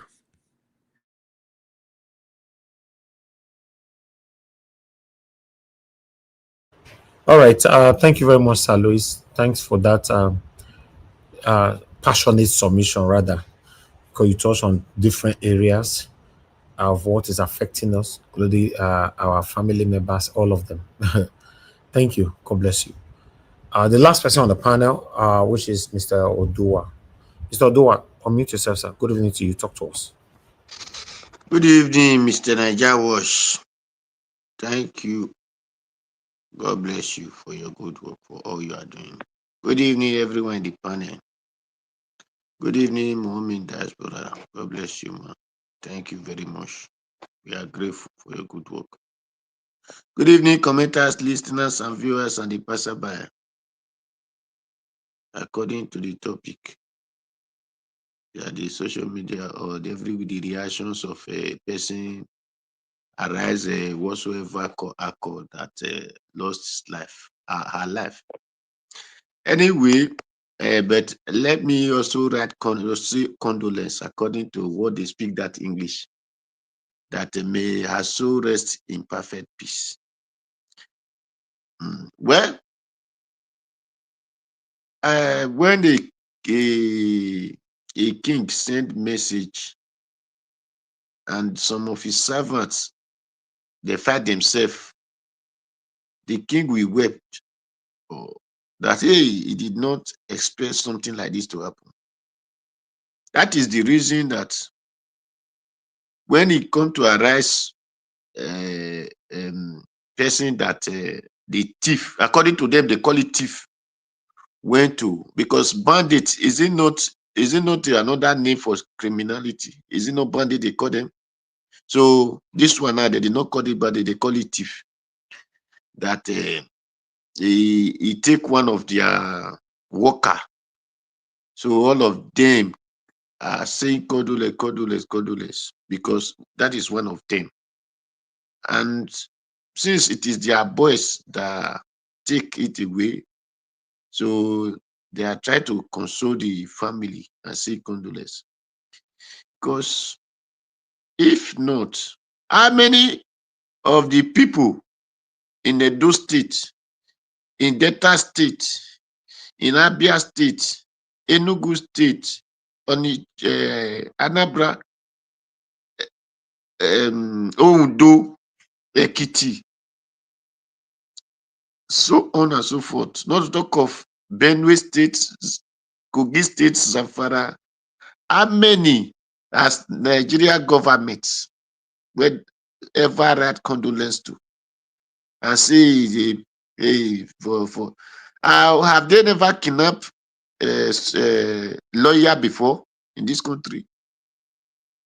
Have they never Lego more than military? How many do they write condolence to? That tell you that this is one of them, and their member are also the people who were there and did it. So they are trying to tell the people, oh, very sorry, we never expect this kind of thing. We never expect this kind of thing. So we're sorry. But that's why it has happened. Is it not Tinubu who went and tell our brother in I think it's in Ondo State, Paparotti, Fashoroti, I don't know his name, forget his name. When they are Fulani boys who called the woman to come and buy a cow, Lego the woman, when they delete the woman, still collect the woman money. Is it not Tinubu went there and tell the woman that, tell his father that is how God wants him to be? Then why do they not tell these people now that is how God wants it to be? So, all this condolence. For me, we give glory to God, just like the way Rufai said. We give glory to God that this thing happened to the one that they know. Because the people that is be happening to, they did not know it. Tinubu went to Benue and said people should live in peace with their killer. That is what Tinubu tell them. So the kind of government, the kind of people that live in power. If this thing is in America, would they be saying condolence, or they will be fighting out to make sure they catch all the people within 24 hours? Is it condolence they will write? They will make sure that they catch the people between 24 hours. But because this one is their boys now, so they will only tell the people, oh, sorry, madam, for picking we come out. or the organ for your picking will come out, because we know especially our boys will go do this kind of thing. Because if not, they're supposed to fish those people out. There was one video person sent, a Niger guy that is bringing Baba to Nigeria from Niger. He said he sold some 1 million, sold some 600, depends on how quality. Say he had brought about 400 to this country. I brought the bullet more than many thousands. He said it is Soldier Man that is giving him cover in checking point. The Soldier Man that escort him to go and bring it, that they are using to destroy Zamfara, destroy everywhere in this country. So when these people are doing or thinking of this, it is they are all of them are the same. Whether Tinubu, Buhari, as far as they are all these politics, they are just the criminal that destroy the Nigerians. And do you know why I'm happy that this thing happened? Because since these things have been happening, all this arrest news, all these televisions, all these lawyers, nobody cares about Nigeria. So I believe when this thing when it keep happening to the people they believe is their own, then they will carry the fight in their head. Because since it has been happening, when it happened in Benue, do they arrest people? Do they went there? Is it not a VDM, this thing that we are deliberating on? VDM, with VDM, the worker that's supposed to go there. So I pray that it should even happen to Tinubu's son self, not just only arrest this thing. All those people supposed to be talking, supposed to be in forefront, that refuse because of one money or another they are giving to them. If they can go up and be fighting in Tinubu, our brother Goodluck Jonathan time, when something we are not rampant, they went and block everywhere. Now, when the things are rampant, you did not hear any of them again. The next thing they will tell you, we did our own that time. You that want to blame, or you can also come out and do your. Have you died? Did you die? For you to do that time, that shows you know what is wrong. Then this time that is not high, you're supposed to be every day on the street, but you no longer talk again, not to see you on the street. I pray this kind of thing happen to them and their children. So because I'm not the kind of person who will see this thing. I've come and say, oh, my dear, I'm only sorry that your father lost you this time. But this thing, as it happened to you now, because the other day Showore said, if you will take a person blood for the country to be okay, he will he pledge himself. So that is where God pledged this one, and he will still pledge more of them, so that the country will be okay. Thank you, Mr. Najamush. Okay, thank you. Thank you, Mr. Noah. Now God pledge this one. Mr. Noah is something else. Mr. Noah is something else. Anyway, Mr. Passad, it's good to have you on the show. You came late now. Only 5 minutes I will give you, sir. Please talk to us. Good evening to you. Mr. Passad, you are not there. Okay, you are going to get 2 minutes with the... Are you there? Hello. Okay, we can hear you now, sir. Can you hear me? Yeah, can you hear me? Yes, sir. Are you okay? Can you hear me? Okay, Mr. Pastor, I believe you are struggling with your network there.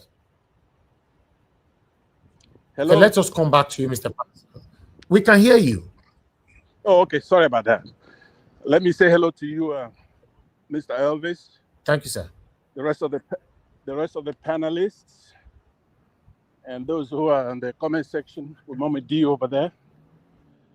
Today we mourn. We have a heavy heart. May her soul rest in perfect peace. Amen.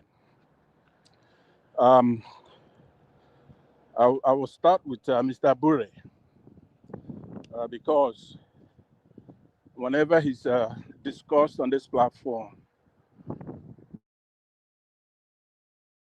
I feel a little guilty because I had discussed earlier his role, which appeared to be a support for his shenanigans, and it was not.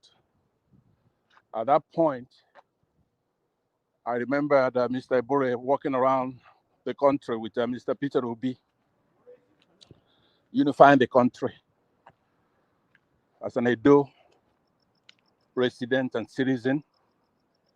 It complemented Peter Obi, who was from the Southeast. And there was a coming together. And his role at the time was that of a chairman of Labour Party. So comparatively speaking, he still remains better than his colleagues who are chairmen for those parties. So he played his role very well at that time. He was no saint. He was not a candidate. He wasn't the presidential candidate. They made a room for our candidates to be in the party, and he was toiling, working very hard to get that done. Now, there were allegations that were made after the election, after they've won the election. He won the election with Peter Obi. He did his duty. But then there surfaced a lot of allegations, and there were allegations at the time. And I was saying that a chairman of a party in Nigeria cannot be a choir boy. We don't want Peter Obi as chairman of a political party because he's going to want to play it according to the rules. Now, money is coming. My specific debate with Mr. Elvis was that Abure cannot be made to account for the monies in that manner. If you want to know how much money came in, you have to join the party. It's a political issue. Those who are in the council are supposed to hold him accountable for the monies. Even at that, he's not supposed to account for the money because during the heat of battle, the other parties spend money illegally, for example, buy votes or buy thugs to protect the votes. And he shouldn't be an exception. The rule should apply for everybody. If they're going to account for money, he should account for money, but APC and PDP and others should account for the money as well. I was saying he should not be singled out. And I don't want a saint doing that job there in that country. We need, for example, now, for the next election, we need a lot of thugs. We need a lot of people who are going to stop thugs. We want guns in the hands of good people and taking away guns from the hands of bad people. That's what I was saying. Now, not that if there's a convincing evidence, as it appears now, in the court of public opinion, that he's corrupt, of course. But Nigeria is not populated by saints. Neither is the Labour Party, and it shouldn't be, unless everybody comes to that with equity, with clean hands. So having said that, it's easy to be prescient in Nigeria. For example, I could tell you that maybe 100%. Okay, let's say 99 point something percent. Some exceptions will be like Peter Obi and a few others. Whereby if you tell me, hey, if this guy gets into office, he's going to be corrupt. Or if you really look at this person, he's doing something wrong. You're going to be right maybe 100% of the times, but let's say 99. So nobody can come and say to me, hey, look, I was prescient. I knew that Abure was no good. Of course. With time, all of them are bad. We don't have that luxury, though, to find a perfect person. You only do that if you have a bunch of them. Then you could be picky. Up till now, even though I concede that Abure is a bad actor, I still cannot tell you why is he a bad actor because he was not protected. Is he a bad actor because after all he did, He was harassed by APC, put out his car, sat on the floor, and there was nothing as a reward. After his role at his job to win that election, Nigerians did not come out to take the streets and make sure that that mandate was recovered. You cannot, we don't know. Not everybody is like a show where that will be harassed, beat up, and he comes out swinging again for the people when there is absolutely no reward for what he's doing, no appreciation. Nigerians are going to sit there and they're doing he said, she said. It is the duty of Nigerians to protect people like Abure after they've been to war. As a veteran of that war in 2023, to suffer what he suffered after that election was unfair. And he might have gone the other way. Nobody could tell me, though, that he was corrupt from the beginning in the sense like he was undermining Peter Obi. I don't think so. This is somebody who shared close quarters with Peter Obi from east to west, not to south. He's never come out one day and say, hey, look, Peter Obi smokes Indian hemp, or Peter Obi sleeps with different women. He's never besmirched Peter Obi's reputation or disrespected Peter Obi. So Nigerians, as we're here getting ready for 2027, don't think that your docility doesn't affect you. So it does affect you because all these good guys, now when I mean a good guy, is a warrior, like FFK, right? Who were on the side of progressives, and then when they realize that they really have nothing to gain from this, that they should go ahead and make some money and become corrupt and become evil. That's a majority of people will do that. Somebody like Shorowere has to be given credit for taking everything he's taking and keeps fighting. Now, I want to look at it from that perspective. I know you don't have all day to listen to me, but all I'm saying is that our eyes should be on the ball. With Abure is not the worst. He's a small rat. I posted in the comment section that our roof's on fire. We cannot be chasing rats. Yes, those who are somebody like Mr. Elvis. All right. Thank you. Said, yeah, let me just land with this. Those who say that Abure is bad, they ended up being right. So now we cannot devote a lot of our time on that because we have bigger fish to fry. We have to take that country back. And maybe today should be the last day that we feature this. It's not that important. I'm pleading when I say that, not condescendingly, as Madam Rita pointed out the last time I spoke. So let me congratulate you and Mr. Elvis for your tenacity and digging out this thing. We're here to counsel you. My guidance this time is for you to forgive those of us who tried to protect Abure from disgrace at the time. We don't mean in a bad way. It's just that he's one of ours that went to battle. When people fight and they come home with wounds, we have to be there to protect them, whether they're good or bad. That's not actually the issue. But it's a disgrace that he's doing that. And finally, let me just say, well, let me leave it right there. Thank you very much. I appreciate it. All right. Thank you, Mr. Pansat. I appreciate your submission and for citing out, the truth over Abure. To be honest, I see Abure as a distraction, but we still need to know that Abure is one of the biggest problems that we have today. That's the reason why Nigeria is not stabilized. Nigeria would have been a right track back in 2022, 2023 presidential election. Abure were playing a double face politics with everybody. He dreamboat everybody. He put on a mask that he was working with Labour Party, working for Peter Obi, whereas he was working for other parties. Abure is hiding his face, his shame today because a lot of people have exposed him.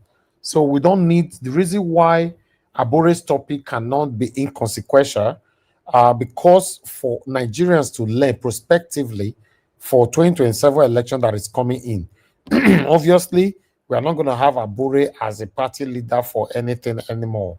If Peter Obi run under Abure again, I'm not sure nobody will support Peter Obi, to be honest. But still, we need people like this, you know, for Nigerians to recognize them, that they can never be trusted. They are part of the problem that we all are facing today in our country.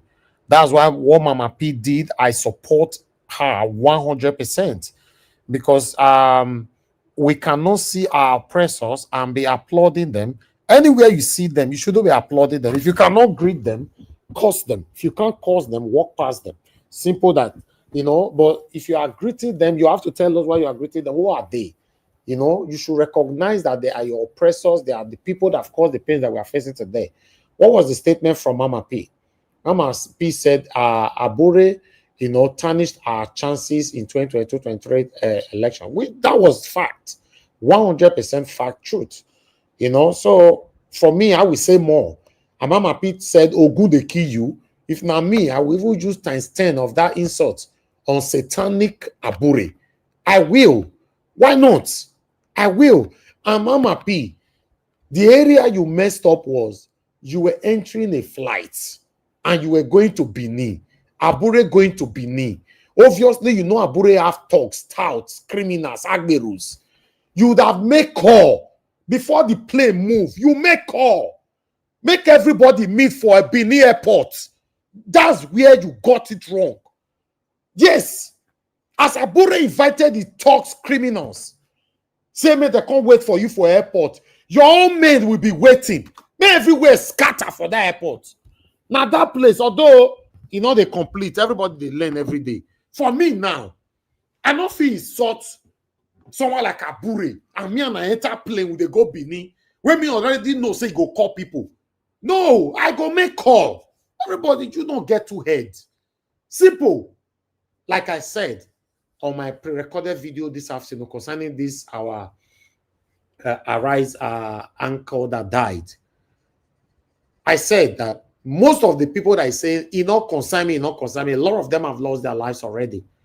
Some of the people that I say, no, I don't want to talk because I will die. Many of them have already died because of the silence they created. Let's be honest. I'm not a coward. Now, Nigeria, I did.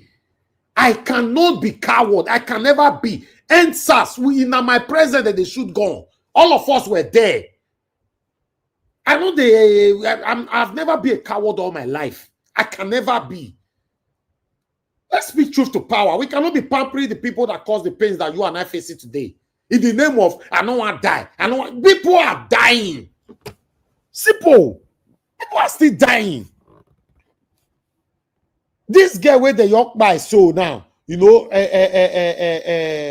what's her name again? You know, I forgot her name. This Arise anchor. Somto. If you go and do your own investigation, you will find out that these are some of the people that have been very, very careful not to offend the government. Like the way Oji Okpe is always careful not to offend the government. But unfortunately, she even tweeted that I pray to God Almighty for Nigeria never to happen to me. But it happens.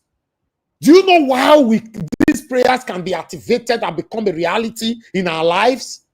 Is when you pray that kind of prayer, you stand for what is right, openly, synthetically. People are buying. Lots of people that say, no, I don't want to talk. I don't get it. Many of them have minds. What are we talking about? It happens all the time. Let's speak truth to power to have a better Nigeria. Abure is satanic on earth and in heaven.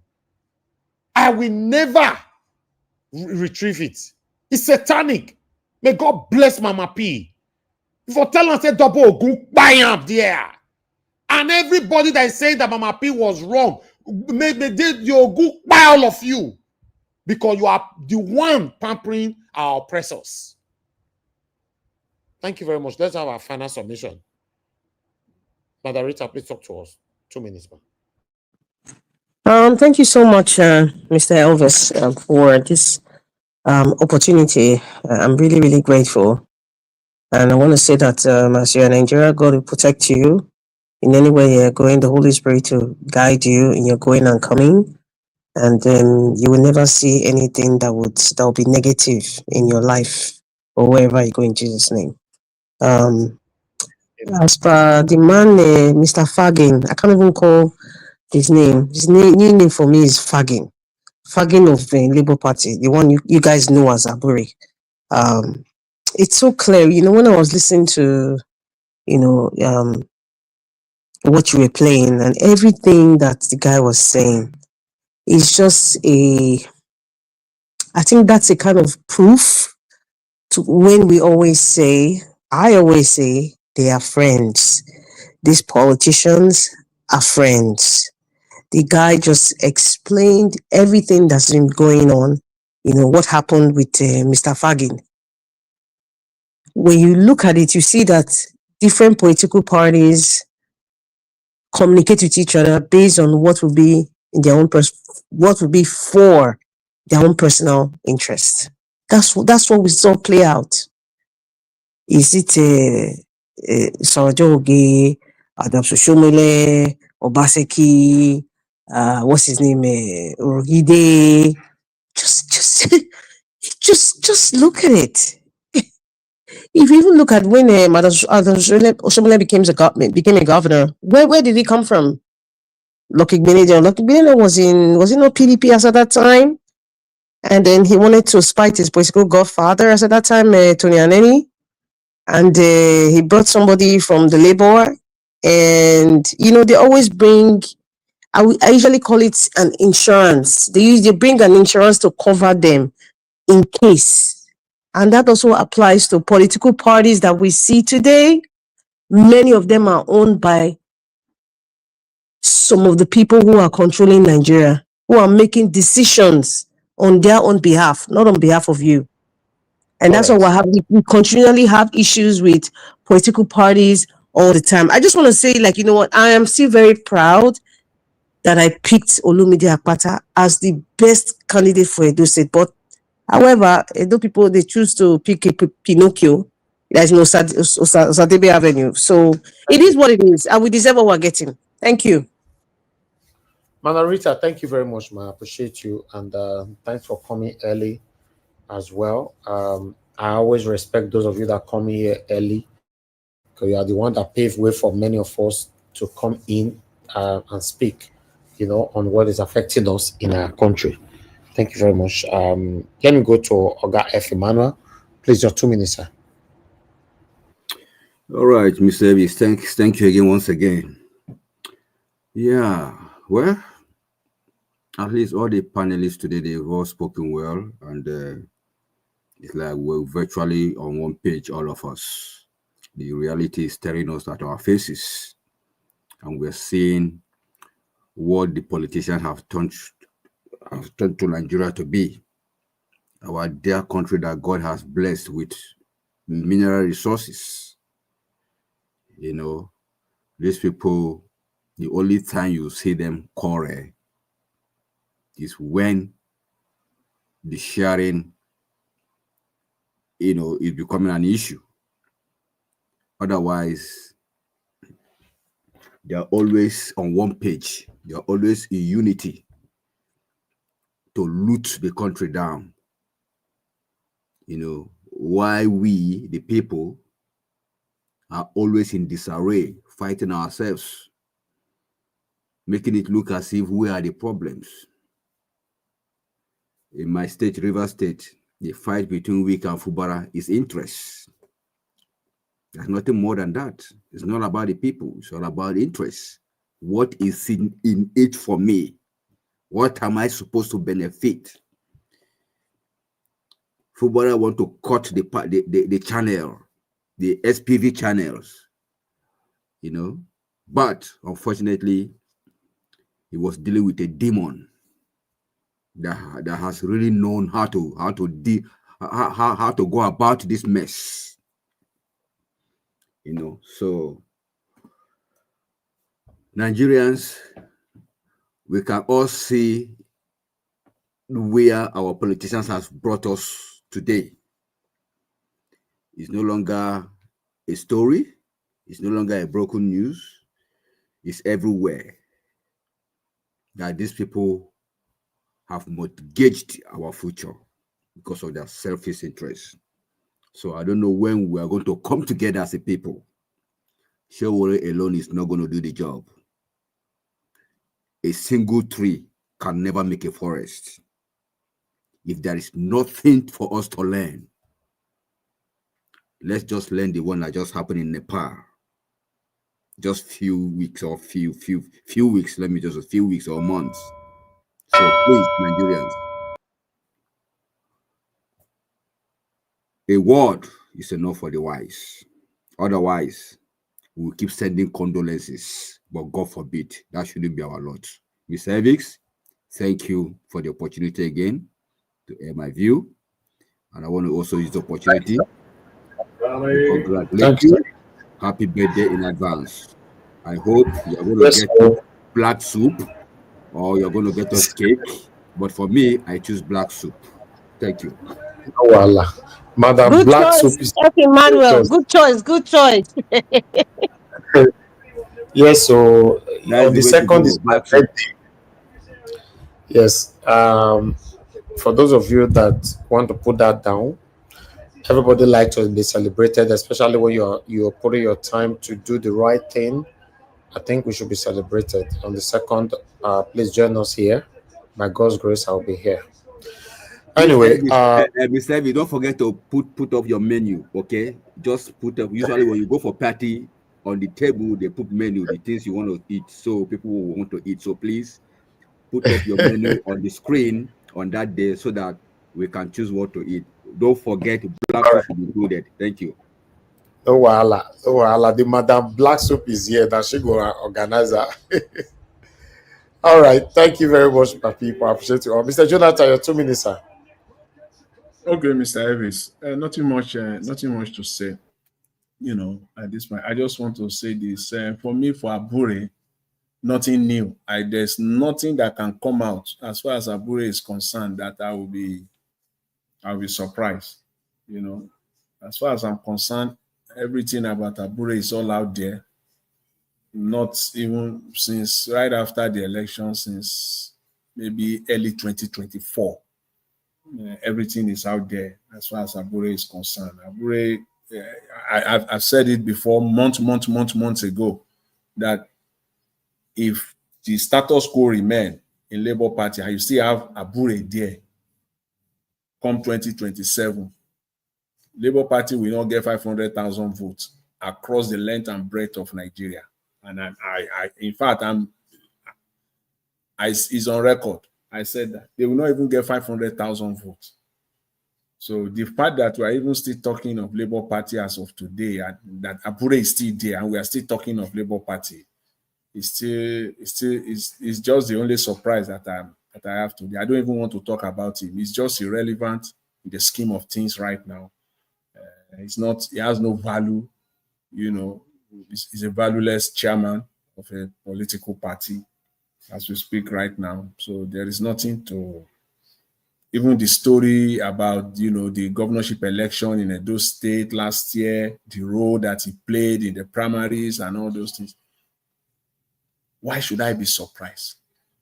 The candidate of your party throughout the campaign, I don't think there was any place where you see him stand side by side or across Edo State, the chairman, you know, going, you know, the length and breadth of the state with his candidates, you know, selling him, projecting him out there. Nothing of such happened. Nothing. In all the off-cycle selection, you don't see the chairman of the party anywhere. Nowhere to be found. And I know now, they will come up with this shallow argument now. You know, Nigerians, I know them. They will say, APC didn't do the same too. You can't compare yourself with APC. Don't compare yourself with APC.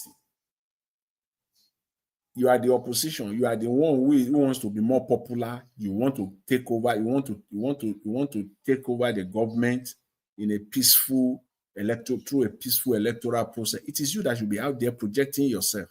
and your chief spokesperson is the chairman of the party. I don't find him anywhere during even the last election. Because in Nigeria, everybody, the mistake of all time that we continue to make.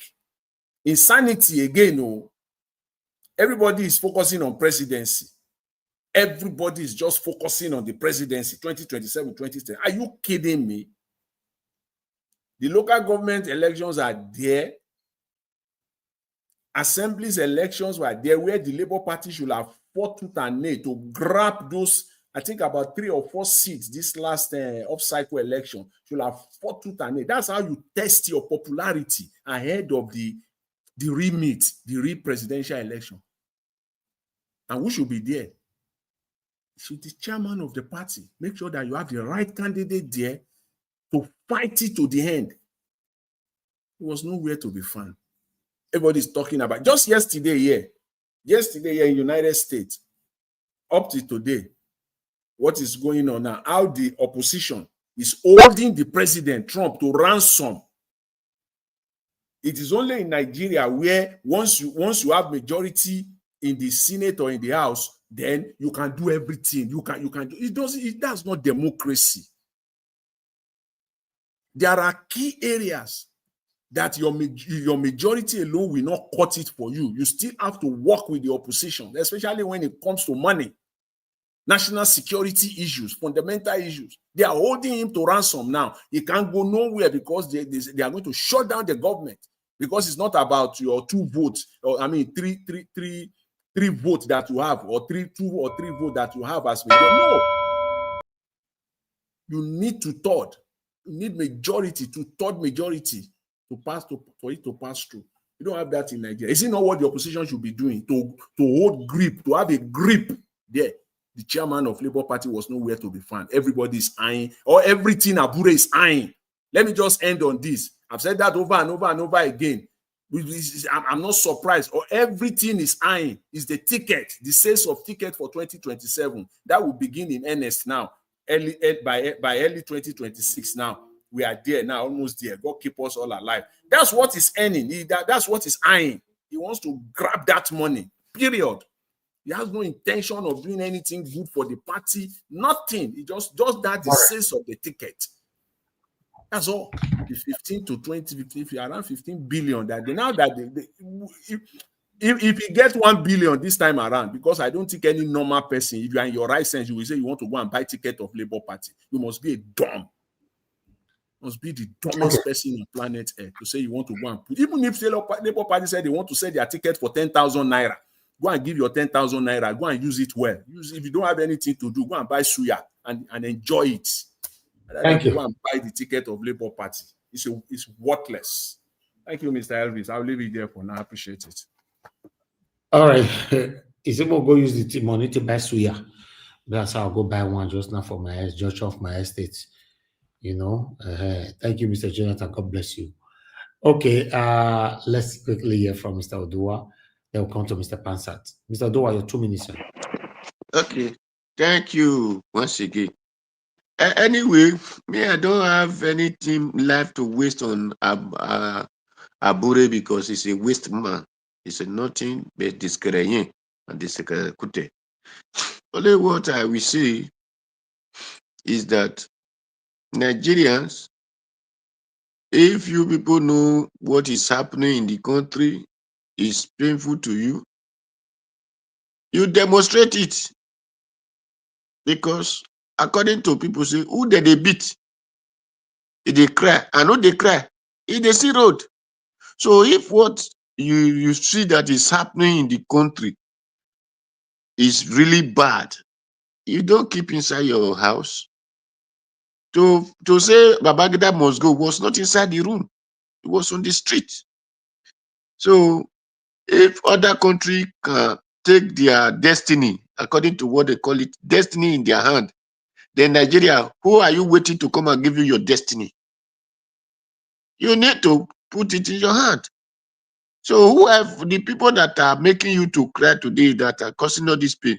They are not up to 1 million. Although they are more than 1 million, because the one we do not see is the one that is attacking us in Facebook and everywhere. They are also, but those one, if it happen very well, those one will not come out and talk. They will run. So the one we know that they are sharing the money, who stay in Abuja, they are not up to 1 million. So my brothers and sisters, if really, because me, I live in Europe, don't have money to send to you. The hard work I'm doing here, if I do it in Nigeria, I will make big money. So if you know that you want to live a better life, come out in the street, fight your second God, which is the government. Drag them out the way other people are dragging their own. So that is, I drag Italy to this country called Belgium, where they make some meat. All of us will take a protest there. That was Italy make the country too good for us. The Europe, that's okay. They not change law because of us. If not, by now I will have been in Nigeria. So you that is in Nigeria, if you cannot protest for yourself, don't expect money from abroad. And those people that are even sending it to you, is them that I blame, because they are the ones spoiling you. If not, you will have serious for yourself. Thank you, Mr. Najawash. Thank you very much. Thank you all. All right, Mr. Odua, thank you, sir. God bless you. Oga Pansat, your 2 minutes, sir. All right, thank you very much, Mr. Elvis, for your platform, the organization, and the erudite panelists that you assemble daily here with your research and dedicated commentators, those who are in the comment section. Let me just say that everybody's spoken very well. I think I'll conclude my remarks by reiterating the fact that in any country, in any polity, in any jurisprudence even, there are things that are called due process. And even the worst of us deserve that due process. In the case of Abure, you have to take his case segment by segment. Right after that, to harass him, disrespect him, pull him on the street, sit him on the floor, make allegations even. It's not their role. If there was an issue, and there is an issue now because we do know that, it is the role of the Labour Party to do so. It's not even the role of those who are obedient, who are not members of that political party. It's none of their business. That was my position then. I believe that he deserved due process. Not that he's innocent. If you have an allegation, you go through the process, you go to court, you do whatever you have to do. But we know we don't have courts. We don't have a lot of things. So even Mr. Davis, as good as you are, as saintly as you are, on election day, I prefer people who are strapped, thugs, who are on our side. We have to take that country back, eye for an eye kind of thing. We're not dealing with saintly people, so we cannot go there accumulating P2Bs, for example. We'll give them a good candidate, and then we're going to have our Abures and others. And then when they do stick out their neck, we have to protect them. We cannot have opposition picking our friends. Now, Abure, the battle has stained the Labour Party. I believe that he should have been removed via a due process, not where he's made to fight. Any human being, any rational human being will fight. So once they came after his position, then he had to fight and then become evil, right? And we know that that's the truth. Now, a lot of the prognostications that we make here, some of them are by instinct, right? And some are by intuition. I cannot listen to one person and judge two. So we have to do our dirty linens inside. I am not too harsh on Abure, not because he's a saint, only because he deserves due process. So having said that, let me say that part of the stuff that you talked about earlier, I didn't chime in on it. It's a morning thing for us. This young lady that was killed, and there's so many. So some of them are just killed just based on their looks. A lot of chauvinistic, evil men in the north could just go out there and pick out a young lady, because I know a few now that this has happened to.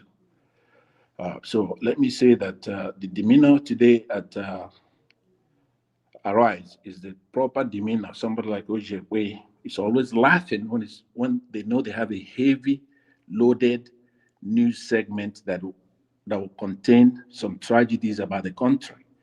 Not just death, but politicians taking the monies, students not having classrooms. That is the demeanor, what they had today. Unless it's a hunky-dory day where there's no sad news. So I say this to say that if you go back and look at it, you're gonna find that demeanor is missing. They're laughing it off and just ruining a good job they're doing. They do a lot of good job as well. I have to add that very quickly. Mr. Elvis, thank you very much. I greet you again, and I'll see you guys again. Thank you. Thank you, Mr. Pansa. Thank you very much, sir. Mr. Pansa, to be honest, I missed your submission all this while because we need to be honest ourselves that on this platform, everybody, all of us need each other's. That's why we need to control ourselves, how we talk to ourselves. And when we speak in disrespectful manner to ourselves, we should be quick to apologize so that we manage ourselves. Nobody's perfect here. Me, myself, I offend people all the time. But if we need to be realistic and be honest to ourselves, every single submissions, people passing their submissions joining this panel here, everybody is very, very important. Let's be honest. Everybody is important. If we block everybody, nobody can speak on what is affecting us anymore. That's why sometimes I want everybody, including myself, we should put down our ego to just say, okay, I apologize. Sometimes we tell some people here, take something back. They don't take it back. Just take it back so that we move on. See the submission from Mr. Pansa today. I hear, and let me give a blanket apology to anybody who have offended. We learn every day. You're right. I will try to do that as much as I can. So if I offended anybody, Madam Rita and others, let me just give you a blanket. Why do you call my name, sir? You don't offend me. Mr. Elvis always offend, and sometimes you be condescending to pride, beneath pride. You didn't offend me. Yeah, I hear you. And apart from, I can never be offended. By the way, I'm very thick-skinned. And Mr. Pansat, apart from that, we also apologize to you, not only you. You've offended people here. We have also offended you. So just imagine looking at myself that I've previously disrespected an elderly man. So it makes me feel, I'm not that kind of person. It makes me feel bad. It's just that sometimes when I'm crying, we should stop and stop and stop. Then I get carried away. So yes, the apology. Thank you, sir. Thank you very much, sir. I appreciate it. So everybody, please, if you see the situation we are facing right now in Nigeria, we have to put our heads together to continue to speak. Look what Mama P did the other day. She was just alone. She was just alone. Just imagine, that she can do that. Some people say she was looking for fame. Fame of what again? How? Fame of what? Calling out.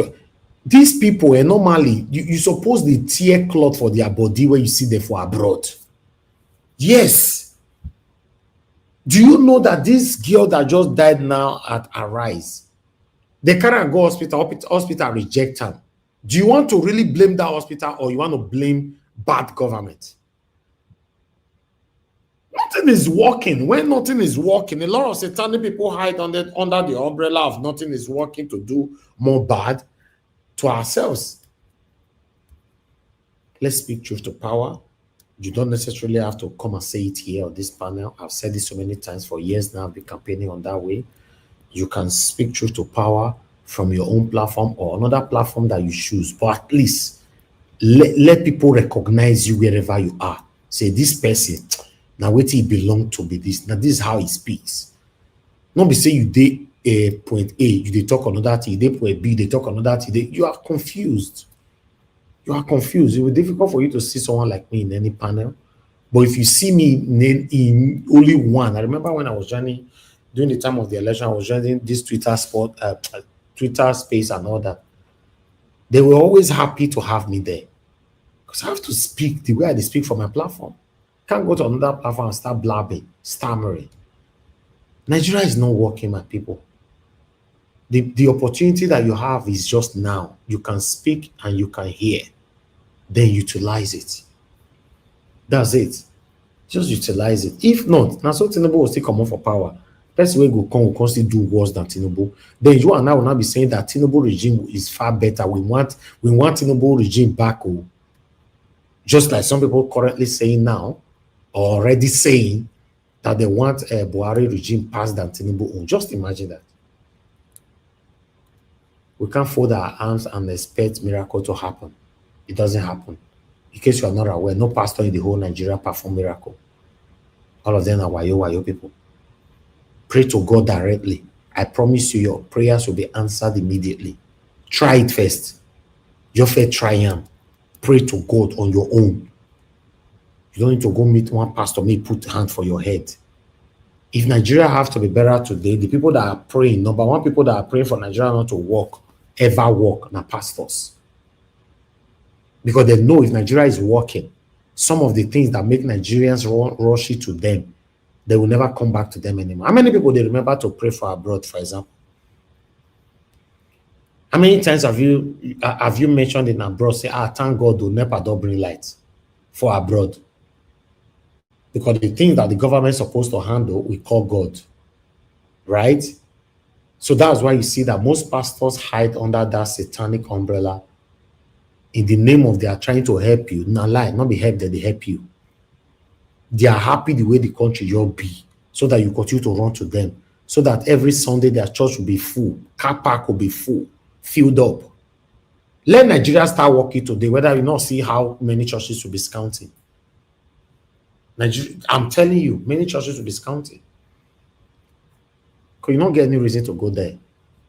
Because many of them are satanic, they are deceitful. Our problem is huge. The best I can do is what I'm doing. And I believe that's what most of my panelists are doing as well. And my commenters, my callers. Let's stand for what is right. I'm not a perfect person. I don't offend people and I do what is wrong, but I don't deliberately just wake up. When I go put my hand for what I'm preaching against. I'll end this broadcast now, go to dine with one politician for one bar. It's not my life. I don't even go out. I don't party. I don't go club. I don't go anywhere. I'm telling you, by God's grace, especially have to do all those things, we can do it. Or rather, by God's grace, we have things to do it. But it's not my thing. And many of you that have been following me for years, you know that I spend my evening here. See the time we take the finish. Now, this kind of time, why can't I go out? Where kidnappers don't take over the night. I don't do that. So now here I spend my evening with you now. Early in the morning, I don't enter road, they go work. I just want Nigeria to work. Because if Nigeria work, Nigeria is the best country in the world. Some of you might not agree that it is. But let it work. But if you continue like this, a lot of us, some of us, will be discouraged. Mr. Evans, that's why all your money there in your pocket. You know carry and go, carry and go club. Exactly. You know, carry and drink. Exactly. Do you know what you just said now, Mr. Jonathan? I was talking to my friend just yesterday here.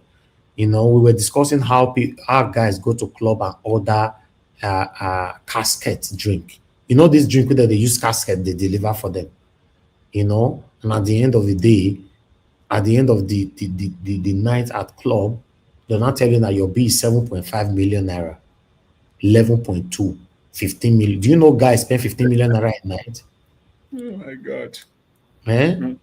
No be craziness with that. You don't use casket, they carry drink, or they give me. Which I want you to do?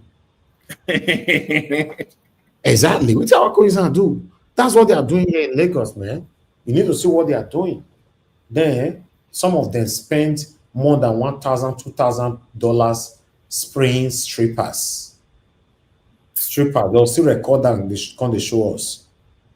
Most of my friends are celebrities, so I know what they are doing, how they enjoy their life. I'm not against it, all, but me, I cannot. If you they smoke, I'm not against you. I don't smoke. If you they drink, I'm not against you, but I don't. Me say I better person people with the one. But the truth is, let's stand for what is right. Simple as ABCD. Nigeria is not working. It's not working, man. It's not working. It's terrible here, man. It's terrible here. Not be one or two things we tie us for here. God. And your premier not waiting to make me dislike Nigeria. Even when my state go take that decision, they pay me. And your premier not see am. Because it's not working. It's not even encouraging. That's another bad thing about it. It's not encouraging. And a lot of Nigerians, they don't care. Once it's Friday, Saturday, or Sunday now, every lounges, club, bar, car park is filled up. That they bomb money in there. So how do you want politicians to take us serious? That we are really suffering? They don't, and if you talk to these people, say, some of them don't ask me, say, what's your platform for? I'll say, we talk about politics, what is affecting us, and all that. No. I know they want to talk for all this kind of thing. I'll just look at them and say, wow. They are not interested.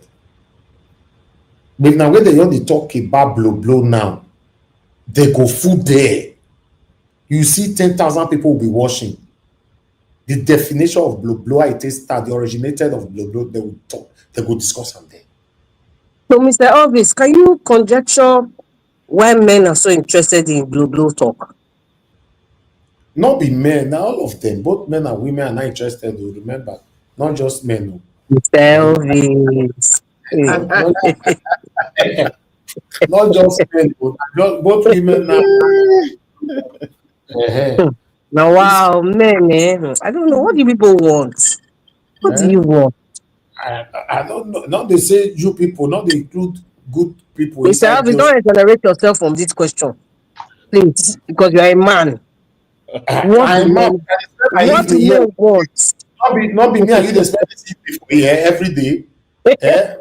Where I come from, man. Tell me when we are the big man now. We are not talking about big or small. We're talking about men. What do men want? What I want is Nigeria to be better. Madam Rita, most men don't even know what they want to. So you can see that men are very confused. Mr. Johnson Emmanuel don't reply you. He said we want blow and other things. It is natural. You see, You know what? I love people like Mr. Emmanuel, my friend that I refused to come to this show because he's being honest. See how Mr. Elvis was twisting the story left, right, center, up, down to say, Mr. Jonathan, he knows what I'm talking about. Thank you very much for being honest, my friend. Thank you. Mr. Johnson Emmanuel and Mr. Jonathan, they like blow. Why are you not including me inside? Mr. Elvis. Don't blackmail me. Mr. Elvis. Why would I come and put me inside this matter now? Now you first start with blow now that all the men will gather. If that one they want to hear. What do men want? Well, I love put me inside though. God. Mr. Elvis, can you hear me? Yes, sir. Yes, sir. A couple of points I wanted to make is number one, on the show you had a few days ago where we were talking about polygamy and stuff like I wanted to go on record to say that I'm against it, period, right? But then I also want to suggest a show that we should do very soon, which will be on Dangote. We have political problems in the country, but we also have economic terrorism actually in the country. And my position on that, I'll be in those who want to scrutinize Dangote's role in our country.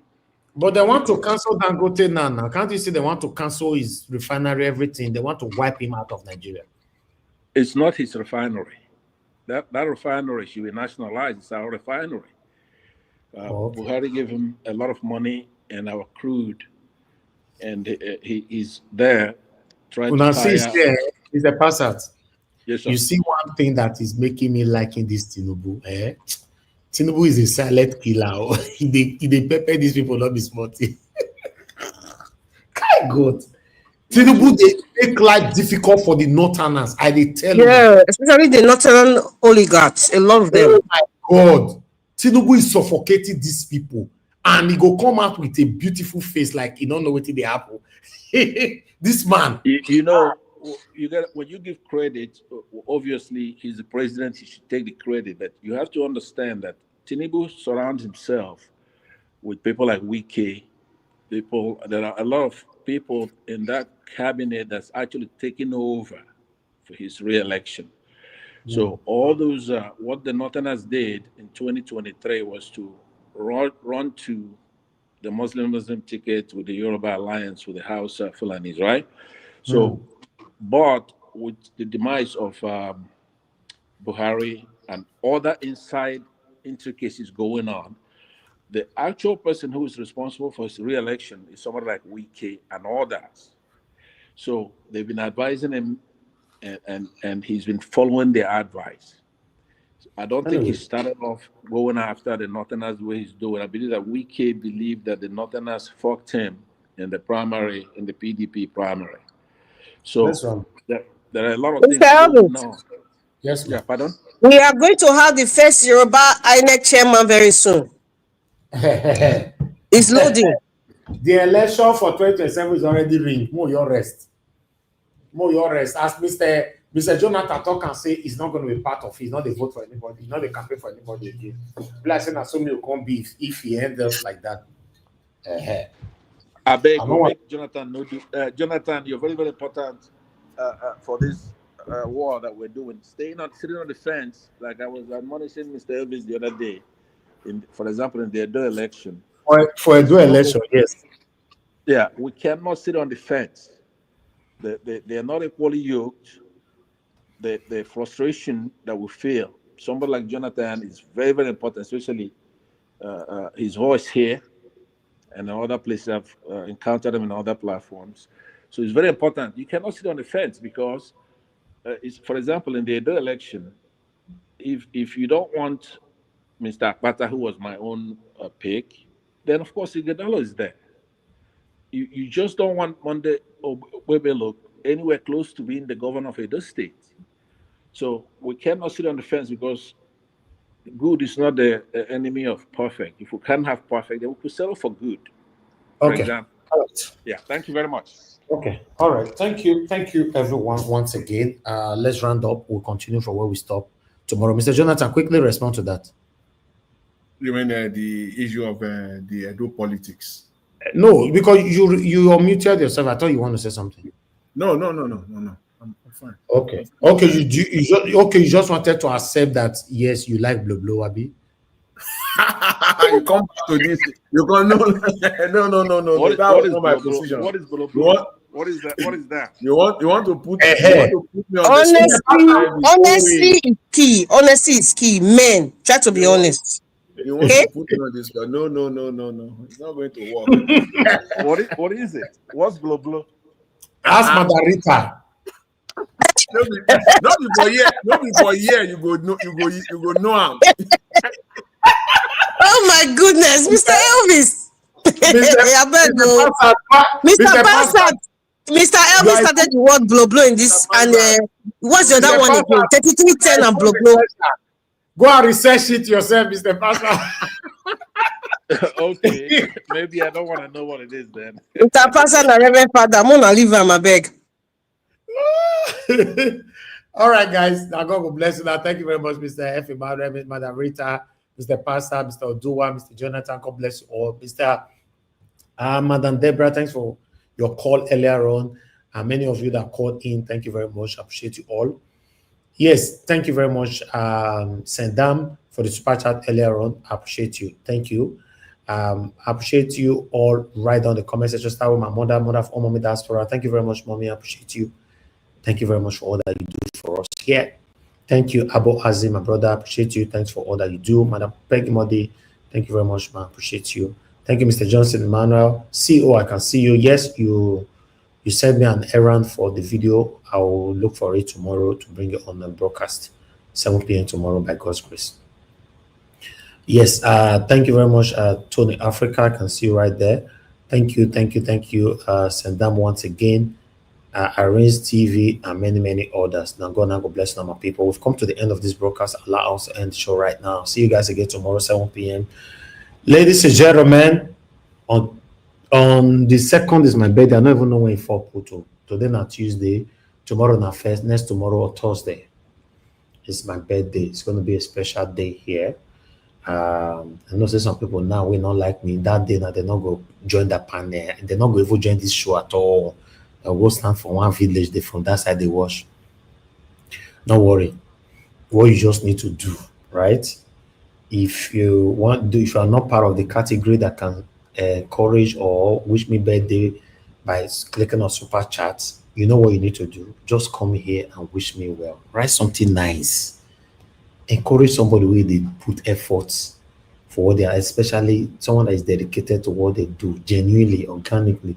Just come here, just write something nice. Not to be only me go acknowledge that nice thing we go write on the comment section. People are there. That's why I like my platform. When anybody do something for comment section, before me acknowledge the person, many people already acknowledge the person already. That's all we just want. Thank you very much. Nobody have succeeded in life without the help of fellow human beings. We should always have that in mind. Thank you, my people. Now God bless you now. I'll see you guys again tomorrow. Fingers crossed. Look out for our pre-recorded videos if we can during the day. Good night, my people, and bye for now. Ọba tí gbẹ́kún aládùúrà mo ti dé. Ọba tí gbẹ́kún aládùúrà mo ti dé o. Bọ́rọ̀ mi rò gbèjà mi jà o, má jẹ́ gbàgbà tí àdúrà o. Bọ́rọ̀ mi rò gbèjà mi jà o, má jẹ́ gbàgbà tí àdúrà o. Ọba tí gbẹ́kún aládùúrà mo ti dé. Ọba tí gbẹ́kún aládùúrà mo ti dé o. Bọ́rọ̀ mi rò gbèjà mi jà o, má jẹ́ gbàgbà tí àdúrà o. Bọ́rọ̀ mi rò gbèjà mi jà o, má jẹ́ gbàgbà tí àdúrà o.